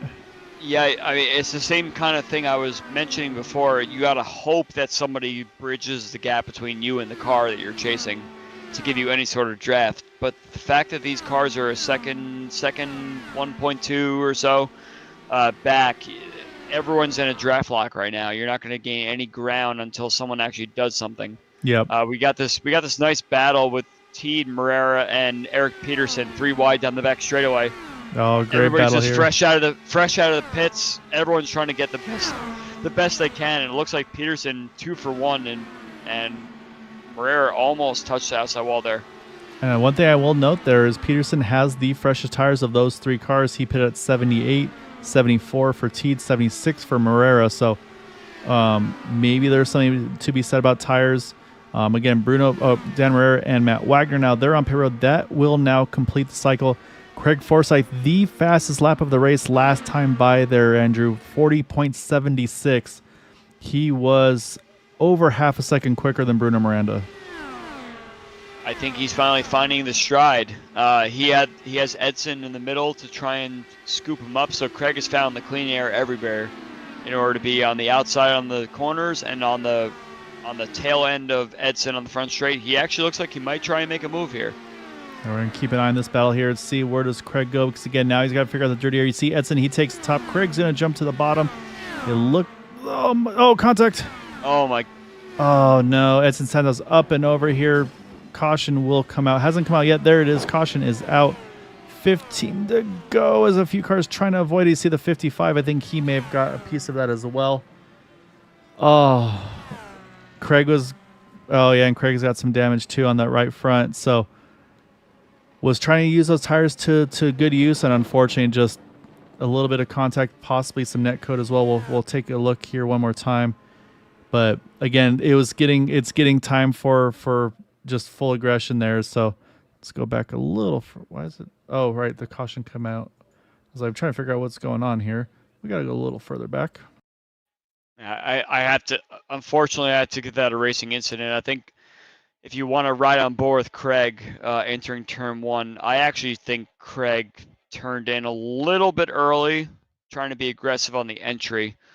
And he touched the white line kind of early in the corner.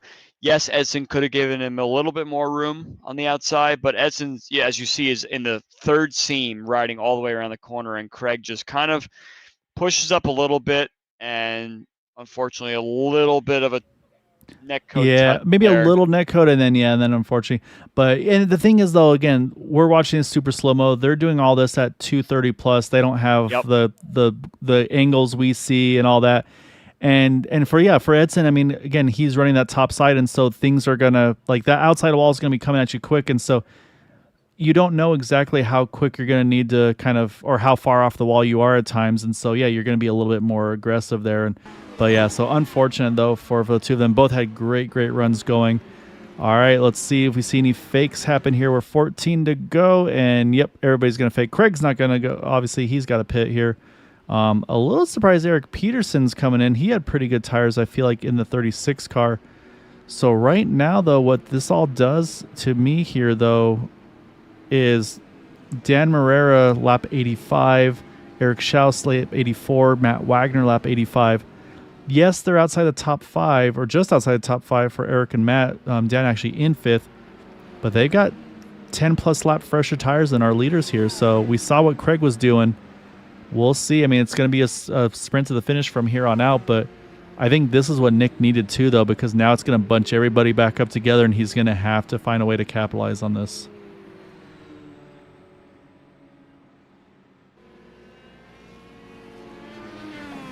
So we're going to catch our breath. We'll be right back. We'll be on the one to go, so stay tuned.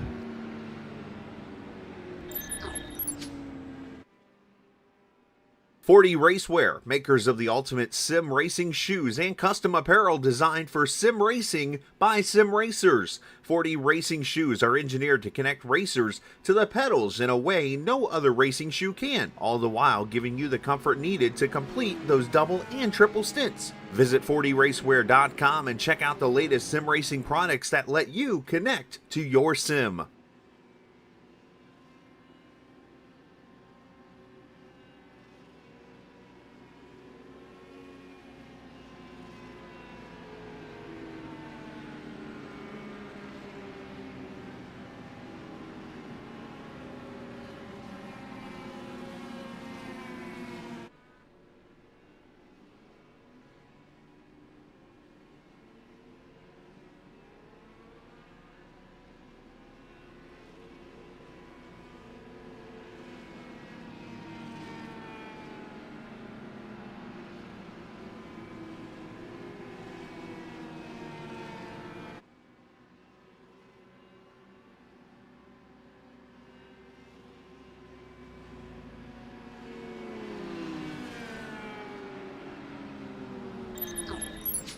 All right, we are lights off the pace car. We're going to restart this thing with 11 laps to go.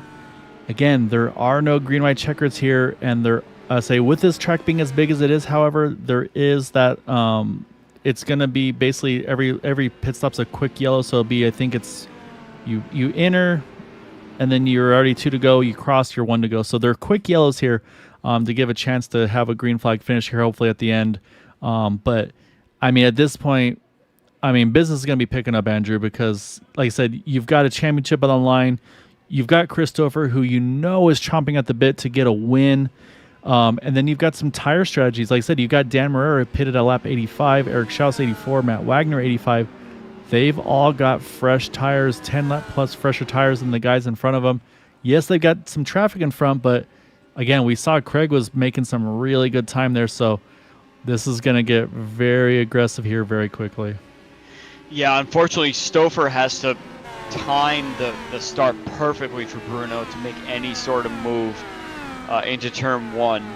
But I think the move's going to be into turn 3. So if Stouffer can maintain distance, Bruno's going to snake. I guarantee he's going to snake right here and try and hold up any sort of move here. I say Bruno went late. I say again, it's leader's discretion. He went pretty late there. Everybody did a great job though, back up to speed. So like you said, now it's what can Chris do here? He's gonna have to run on the outside of 2, and he's gonna try and. Can Nick get both of them here though? Watch this. This is gonna be a big one here. This is gonna be a wild. Oh, close contact, or not quite contact. Close call. There's Nick. Big move to the bottom. Again, he's got to go for it all here right now. Stouffer will take the lead, but Nick's gonna try to hold the bottom. Chris is gonna have the momentum out of turn 3.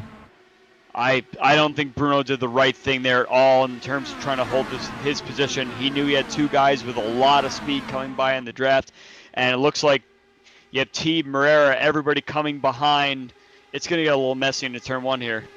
Yeah, so right now you got these two broke away a little bit here. Bruno's sitting there in third, though. He's going to have to try to get the momentum back. Charles Teed just kisses the wall there. Again, Teed, one of those ones that is back in the fray, and Teed is definitely one that is not afraid to be aggressive. And now everybody's going to be fighting for that draft here, Andrew, as well, because, again, you see Stouffer. He's going to try to protect that middle of the bottom. He saw that big move that Nick put to the bottom. However, we saw also Nick could not clear him there, so... Lots of push in turn 3. Oh, everybody avoids the push there, but a lot of people entered turn 3 very high. I have no idea what line Bruno is running right now. Maybe I'll go to school here. He is running the high line in every single corner, and he's managing to hold everybody off. And this is something I've never seen in Indy before. Running all by himself, trying to defend and be on the offense on the high line. So we'll see. He has some nice run here down the back straight. Yeah, great run off of Nick. Now Nick has to decide where do I go, because wherever I go, Bruno's going to go the opposite. They're going to go 3 wide, entering turn 3. Oh, contact. Yep. Oh. Entering that low into turn 3 it's a risky one with that much speed, and yeah, it looks like there's a lot of cars involved here. Chris sort of disappeared for a second, so I'm not really sure what happened there. Yeah, we'll obviously go back and take a look, and no, that car's back and rolling. Unfortunately, the one that were it broke and then it fixed itself. Let's watch it on the replay. Yeah, we'll go back and see Nick DeGroot. He's got to try to limp this thing back to pit road, but that's not the way you want that to happen. But let's go back. We'll take a look, like you said. So here's the 3 wide heading into turn number 3 again. We saw Nick make that big move to the bottom earlier. Bruno's going for the same move here, and like you said, just it's a tight squeeze, and yeah, Bruno washes up a little bit. That pushes then up into the 89, and then yeah, you're right, the 13 just kind of disappears there, and then there he is, he's back, and although that's some pretty decent contact with that outside wall there, so I don't think Chris is going to get away with that either. But then let's go back here, because oh my goodness, look at this behind. Craig Forsyth, Matt Wagner, Jim Herrick's in there. I think I just saw Alan Marrera get caught up in that one. Yep. Yeah. Oh man. I mean, let's put ourselves in Nick DeGroot's shoes there. He sees that Bruno's going to make a 3 wide. He has to find some way to make the corner, as we saw earlier with what was that, Raphael that hit the wall on the outside. Mm-hmm. You turn in from the wall there. That's why you practice those way outside moves, because it's like, what happens if I get put 3 wide into this corner? And Nick is just trying to turn into the corner and hoping he comes out the other side, thinking that Chris in the middle is not going to be able to make the corner. But all 3 of them came together. Chris's car disappearing a little bit really muddied the water a bit. But, I mean, in terms of going for a championship, you have to go for any move you possibly can. But I could see a lot of ego be involved there. So we'll have to see what happens here. That's a tough one. A handful of laps left. Yeah, and so right now we're gonna get the one to go with 6 to go. So basically, it's gonna be a 5-lap restart, or 5 to go restart, I should say. I can tell you that Nick DeGroot did get in out of pit road before he got trapped a lap down. So he's going to stay out here. See Matt Wagner rolling on back on the pit road. I think I saw Eric Peterson down there as well.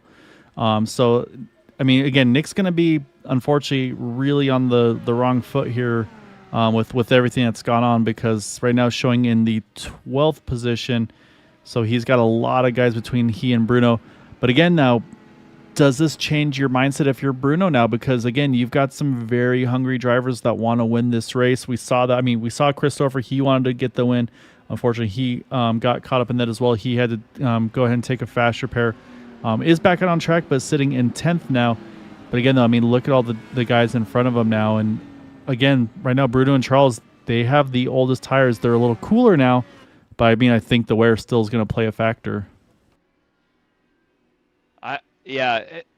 I don't know what's going through Bruno's head right now. He's just involved in an incident, and now he's in the running for a championship. So you have guys like T. Chouse, Reeves, these guys that want to win a race, so they could possibly pounce on someone who's a little bit distorted in their mind right now. So I'm Yeah. not really sure what's going to happen here in these last 5 laps, but it's going to be exciting no matter what. No, exactly right, and it's really hard as I mean, again, these are guys they race with each other all week, all season long, and week after week, and so yeah, so you kind of build that relationship, the camaraderie, and it's like, any of these guys are going to tell you like it'll be like that's not the way they want to have XYZ happen, and but again, I mean, the heat of the moment, you're going for that gap because I mean we saw Nick did it the lap before, and it's just, again, everybody was going to be taking risks. So yeah, this is Indy. Like, there's an Indy win on the line. There's a championship on the line. So, yeah, there's a lot to go for here. But I'm also looking, I mean, 3rd, 4th, 5th, plus 13, plus 14, plus 17. Bill Colley in 8th. He's plus 17 from where he started.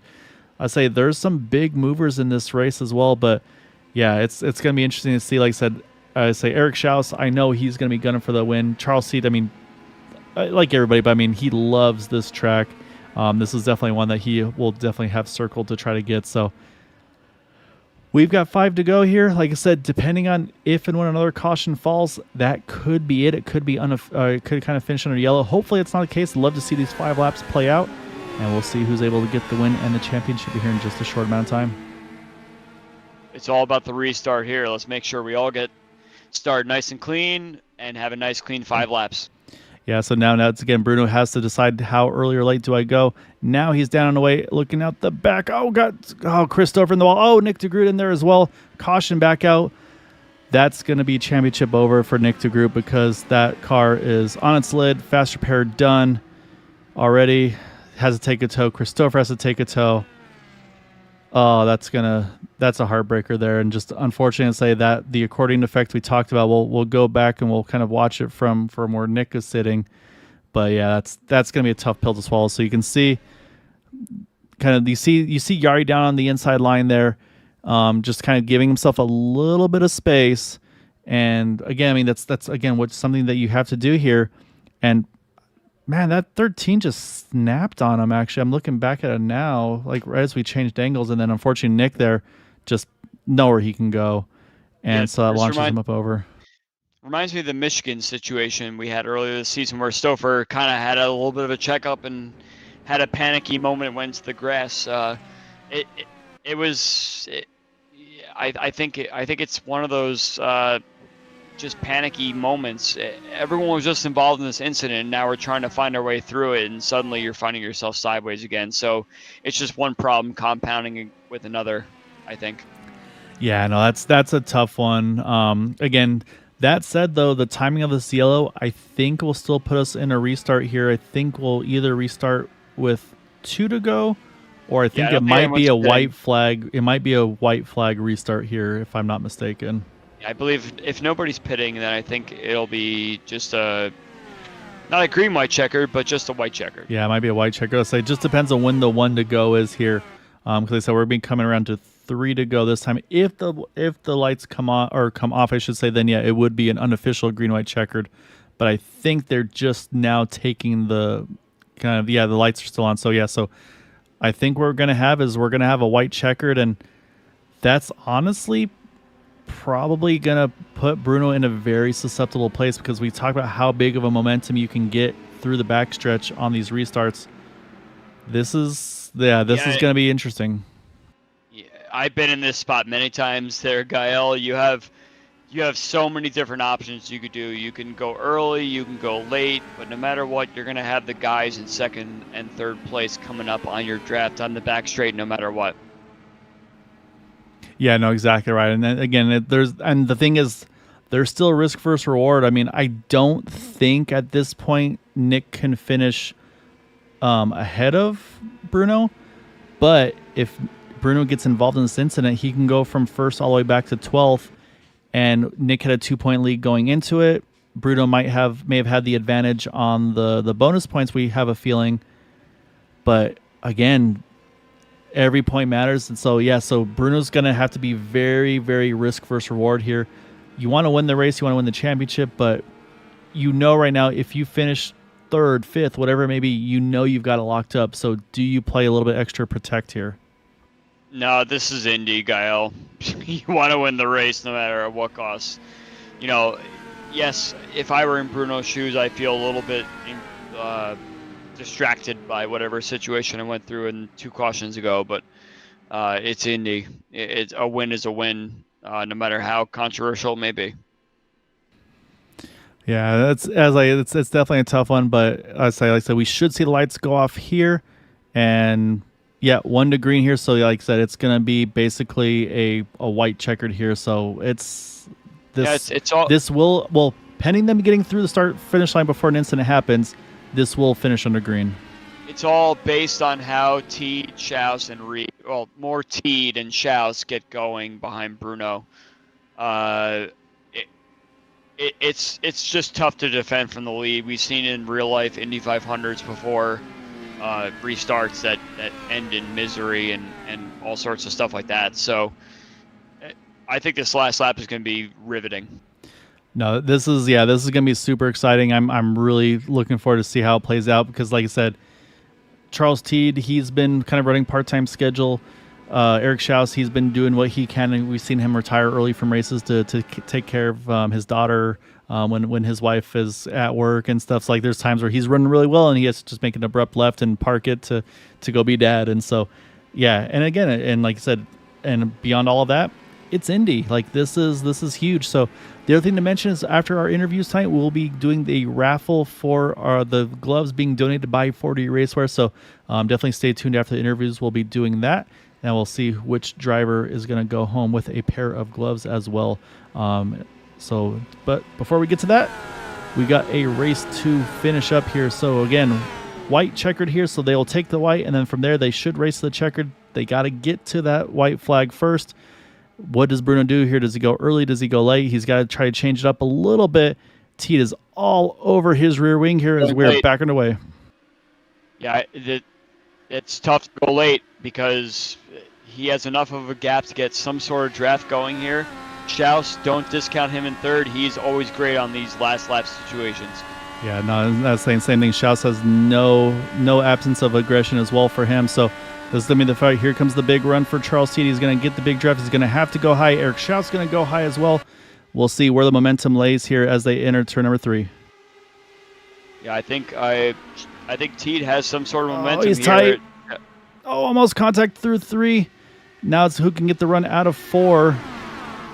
Charles Teed's going to steal some draft here down the front stretch. Can he get enough momentum? Try to get back to the front at the line. It will be Bruno Miranda getting the win over Charles Teed. And with that contact, I think I saw by Eric Schaus, Taylor Reeves going to bring it home in third. Oh my goodness. I think again we talked about the tires and temperatures and all that. And I think just a few drivers just got a little bit too tight there on the tires that had cooled off of those yellows.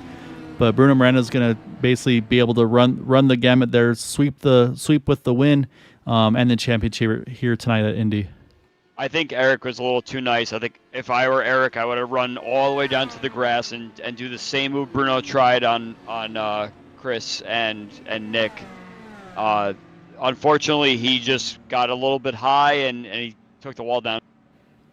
Yeah, so he does still bring it home in fourth position, but yeah, like you said, it's all these guys. They're gonna want to be able to get it, but man, what a wild one here tonight.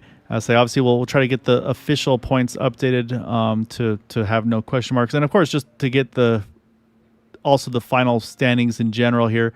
But again, it looks like Bruno Miranda will be our champion, and indeed he will. Nick DeGroot will finish second in the points. Chris Stouffer will bring it home in third for points. Matt Wagner, Jari Brupacher rounding our top 5 in points. So while we watch Bruno here, let's go ahead and pull up our final results before we get to those interviews. And it will be Bruno Miranda over Charles Teed, Taylor Reeves, Eric Schaus, and Elmer Joseph grabbing a top 5 here tonight. And then behind them, Jim Herrick, Gary Laverne, Jari Brupacher, Dan Marrera, Eric Peterson, top 10. Bill Colley just falls out the top 10 in 11th. Richard Sanchez, our final lead lap finishers. And then, unfortunately, it's like just the attrition there at the end. So you see Nick DeGroot, Chris Stouffer, Edson Santos, Alan Marrera, Craig Forsyth, Matt Wagner, all 5+ laps down. Like I said, they were all there vying for it. Just unfortunately, the attrition there at the end got a bunch of them. And then some earlier retirements as well, including Michael Carrillo. And then these guys, their nights ended much earlier, unfortunately, including Nate Fields, Sheridan Wade. You see Jim Brooks, Nick Russell, AJ Hobson, Raphael Eckert, and Brad Adams. All right, so now we got to chat with some fellas here.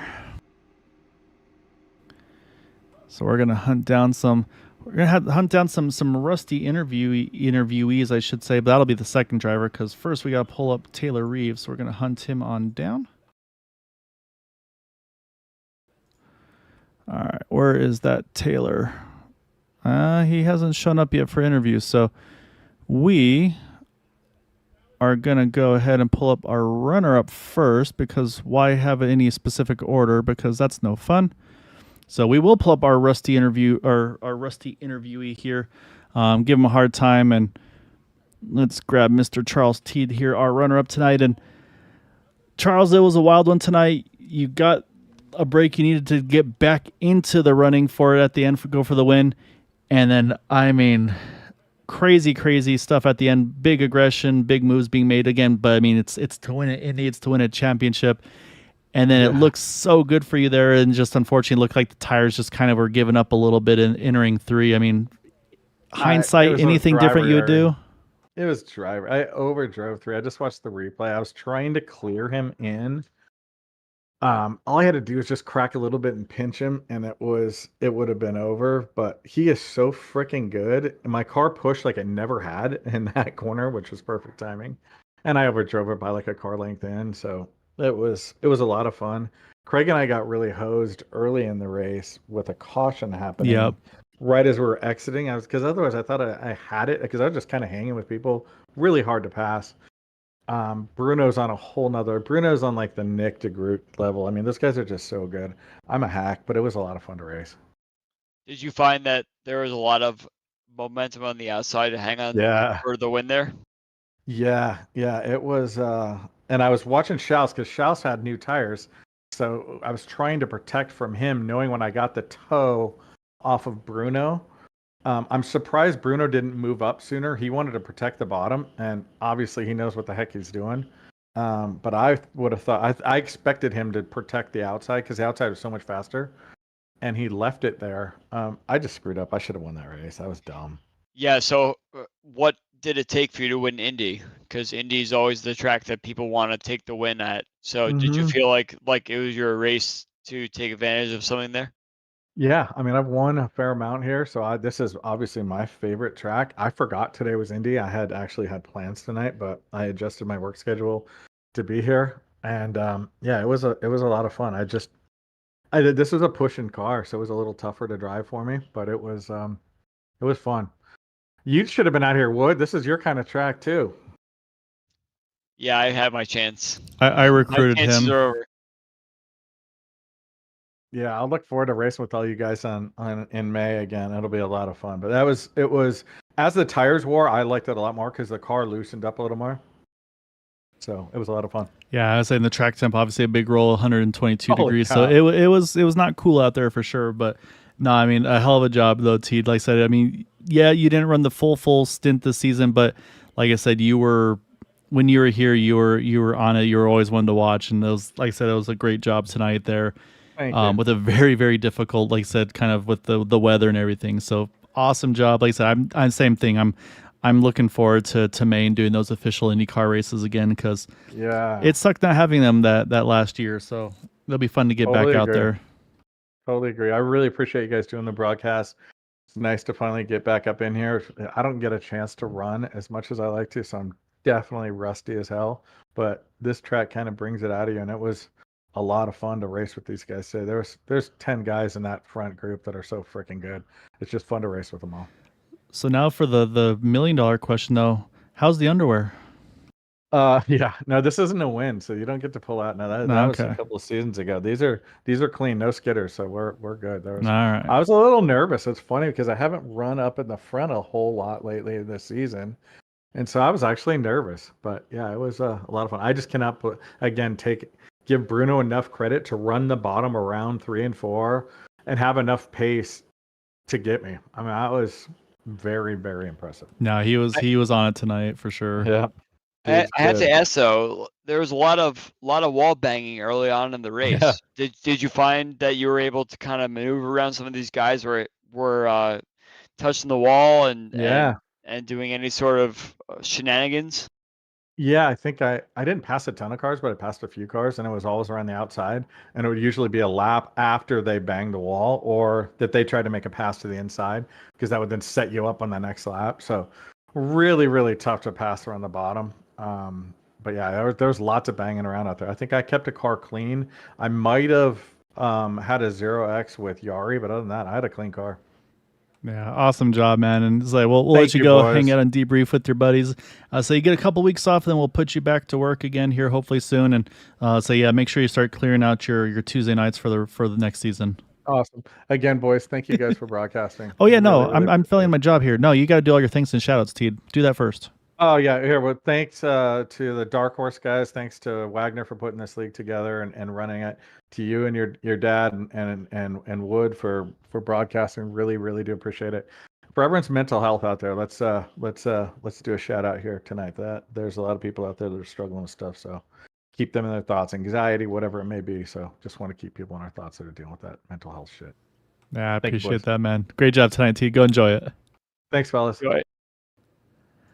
All right, we're gonna have to go chat with a very, like I said, I mean, you're still gonna be happy. Like I said, I'm sure, yeah, a little bit of like, not the way you want to win it, but at the same time, I mean, these things are so hard to get. So, saying we're gonna pull up Bruno Barana. He's gonna defend his championship and put another one in there.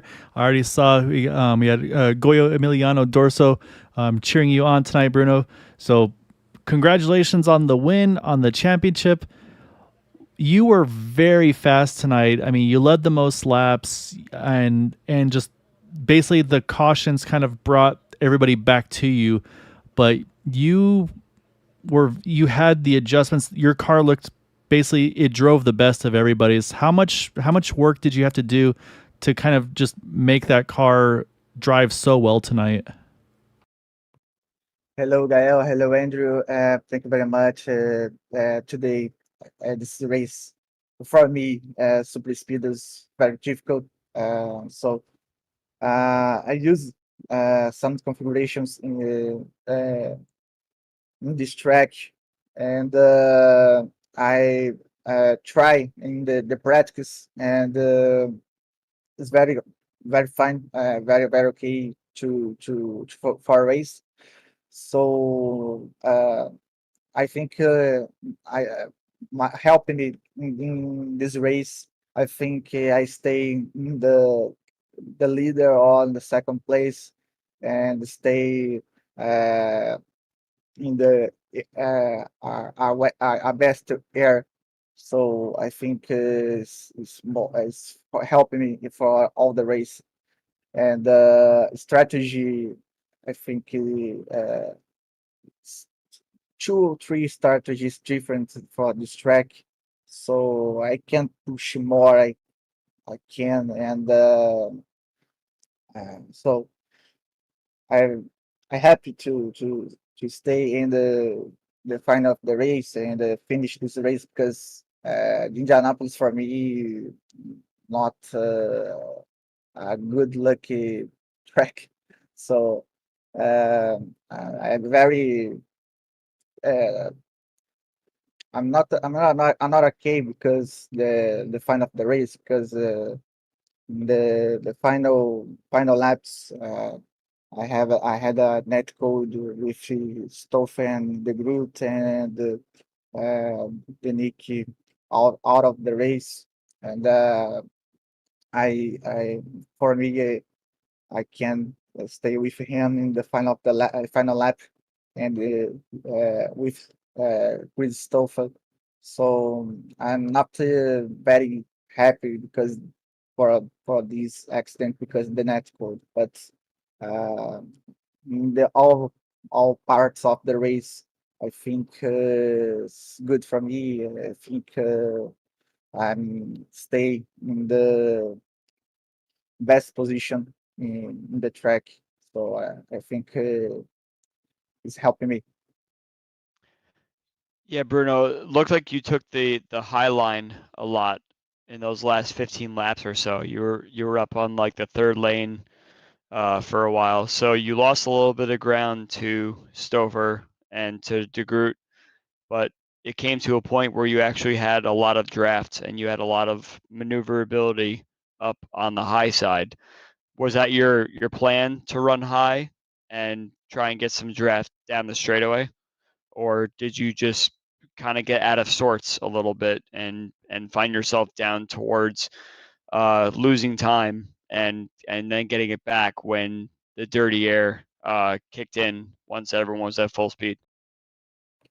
Yeah, these situations for me is difficult because two cars in front, the dirty area, I think is very difficult to stay in the correct line. And the third line is very dangerous in Indianapolis because the car is losing front, and I think when uh, uh, I stay uh, behind Stouffer and the Groot, for me is the I think it's the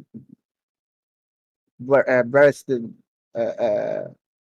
position for me because it's very difficult to pass in this situation. And so I have some lucky because the Stoffen I think not saw me uh, put in the sideline, and the Groot put in the outside line. So, but unfortunately, we have a net code and um, bad lucky race for us, I think, because I'm not happy to finish the racing for this situation. So this part for me for it's very difficult in all the race.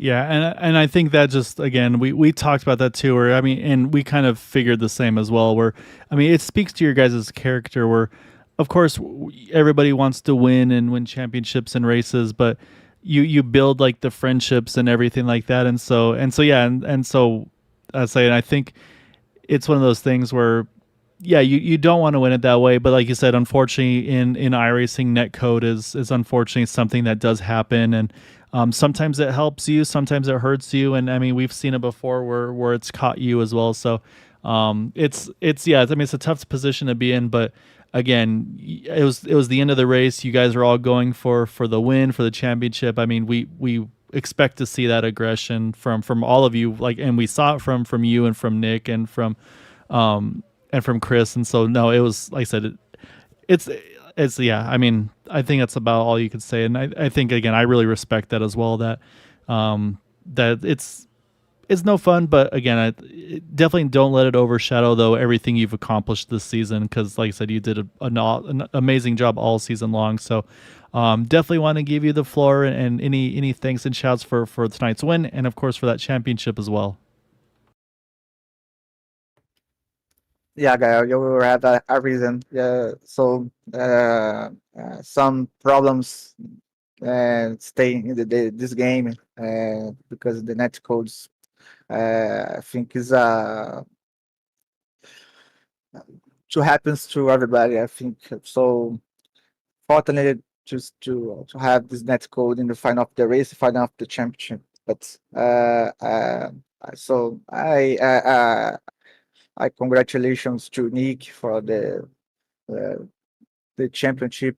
Uh, thank you, Matt. Thank you, Andrew. Thank you, you to Gael for the broadcast. Thank you guys to stay and see this broadcast. Thank you, Matt, for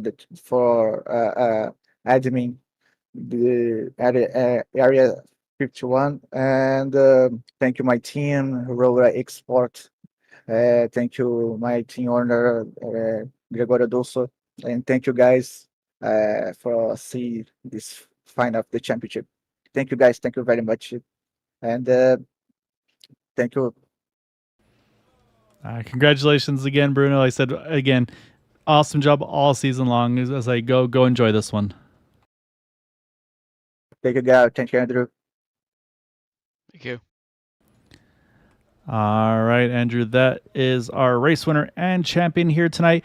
And again, I mean, you could hear it in the voice, and again, it's just it's a tough. I mean, you can even see like even just watching him, he brought the car back to pit road. There's no big donuts and celebrations and stuff because that's the respect these guys have for each other. It's they want to win. They want to win, of course, but they want to do it heads up and it sucks when it's something like that happens with a net code or things of that nature. It's a tough deal, but again, every race, all 10 or sorry, all 12 races are equally as important to each other. It's just this one happens to fall at the finale, and so yeah, there's more eyes on it and all that kind of stuff. So, but I mean, what a race though! These guys were putting on a show tonight. Yeah, you have to go for whatever you can go for, right? These guys are points apart in the championship. That's why it's every bonus point matters. Every situation you put yourself in all season comes down to the last race. And if you have to find a way to get a win just based on a couple points, you'll do anything. So it's tough, but it's understandable at the same time. Yeah, exactly right there. And what I'm going to do now is we got to pull in a couple fellas here. One is an admin, one is an amazing league sponsor, because we have some gloves to raffle off. So I'll say I'm going to share my screen on Discord over to you guys so you can see what I'm up to. And then I will also be sharing it here in just a moment as well on our stream. That way there is no shenanigans that we're worried about. So you'll see it pop up right there. All right, Mr. Matt, Mr. Jim. I'll say these are a list of drivers we have that are eligible, that have run the 10 of the 12 races. And of course, those that maybe aren't already 4D affiliated drivers, which will be including Mr. Alan Morera, Bill Cawley, Brad Adams, Bruno Miranda, Eric Peterson, Eric Schaus, Gary Laverne, Yari Brupacker, Nick DeGroot, and William Swenson. So I'll say before we do it though, Jim, I mean, I'll say you've been awesome for this league for so long with the gloves, with the racing shoes last season for the champions. I mean, just I'll say, do you have like is that you're staying with the focus with the gloves and shoes? Are you looking at other things in the future? I mean, tell us a little bit more about 4D Racewear.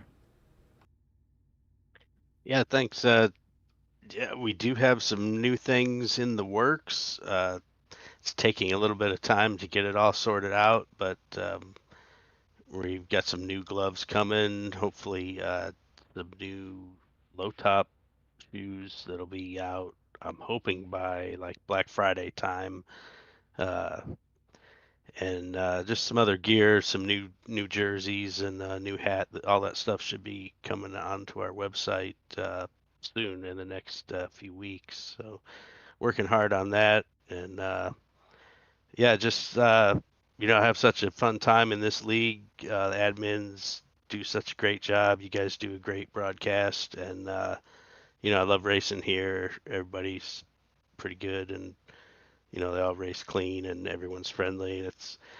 It's just a great league. So I like to help out and do what I can to try and create interest in the league, and maybe give people some to come and race for.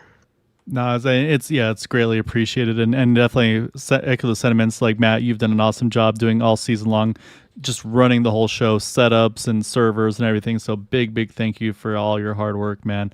And then also, I mean, again, Matt pulling his name out of the list, like he's like, I'm an admin, I don't want to be part of it and stuff, and just giving other drivers more opportunities. So yeah, and for those that also, maybe if you don't win, if you're in this list, or anybody watching, if you want to still buy some gloves, you can still get them at a reduced price using the code Area5115 for 15% off your order. So, however, it's time to click the randomizer button, and we're going to see who gets some shoes. It's going to be the top name on the list, and it is going to go silver lining here. Mr. Nick DeGroot going to win a pair of gloves. So maybe a little bit of a say, maybe help him feel a little bit better there at the end. But so that is our. I'll say again, there's no shenanigans. I say we clicked it once. I wasn't going to do the whole multi-click thing, so it will be Mr. Nick DeGroot that will get a pair of 4D Racewear gloves. All right, congratulations, Nick. So I'll say we'll have his people get a hold of your people, Jim, and we'll work some magic from there. Sounds good. You see this list here, and poor Garrett Lovern is right up there at the top, but just not close enough to get that. And that's something, and I brought it up with the admins, like, hey, how do we want to do this? Do we want to, like, it's like, oh, you can click it 3 times or 4 times. Like, I just want to click it once, because if you see, like, oh, my name was up top, oh, now it went to somebody else. So take an average of some sort, maybe. Yeah, exactly. So no, congrats to Nick. And that's saying, I'm, again, knowing, like I said, some of these drivers, some we'll see, as like, it could unofficially, maybe it does switch over to Gary if Nick's like, you know what, I already have gloves that I use from 40 Racewear or whatever it may be. So like I said, that'll be behind the scenes stuff. But Andrew, it's 12 weeks already. Like, I'm excited about having a little bit of a break, catch my breath and everything like that. But man, this season clicked by really quickly. I have to say that it also, for me, clicked by really fast as well. I missed those few races in the middle, and thanks to Boomer and everyone else who helped us out in the middle. But it was great to watch the end of the season here. It was riveting, as I mentioned during the race. One of those situations where anyone could have taken the top step at Indianapolis in particular. So I'm so happy to be a part of this with you, and it's so much fun getting to call races, and it's definitely a little different speed from what I'm used to, but it's something that I actually enjoy doing, and I'm looking forward to coming back and doing it again. Yeah, no, it's been, like I said, it's been a pleasure having you. And yeah, big thank you to Boomer for covering for me and for you at times, like I said. And yeah, there's been, like I said, there's a lot of stuff that happens for all of us with our real lives and all that. And so yeah, so really appreciate each and every one of you that watch, that support us here and cheer on your favorite drivers, and peanut gallery with us from time to time. As it just makes it so much fun to do. So yeah, Andrew, really grateful for you for everything you've been helping us out with. And say, selfishly though, I do kind of want to see you out on track at sometimes, but at the same time, I really want to keep you in the booth because you're really good. So we'll have to figure out some sort of a balance maybe. Yeah, I miss being out there on track, especially for a chance that I can go out there and win a race or two. I've had a lot of success in this league, but I found my place here in the booth, so I'm happy to be here, and we'll see what happens in the future. All right. Well, I appreciate you as always. Again, thank you so much, everybody that watches, supports us. Again, we'll be back in just 2 nights' time, because we're going to be crowning a champion in the Xfinity Series on the Super Speedway side of things, and then our final champion on Sunday night for the Truck Series, I should say, for the Super Speedway Series there. And also, same thing, all those drivers that have run 10 or more races will be eligible to win a pair of those 40 Racewear gloves. So, say for those that maybe so we'll see what next season holds. I don't want to pull Jim too hard, but he's been awesome for the league. So again, big thank you to 40 Racewear, and yeah, looking forward to see what the rest of the season this year has to go, because there will be a season 2 of 2024, and I believe a season 3 as well, to try to fit it in before the calendar year. So hope you all have enjoyed it tonight. Hope you enjoyed the season. So till next time though, as always, take care, stay safe, and have a great night.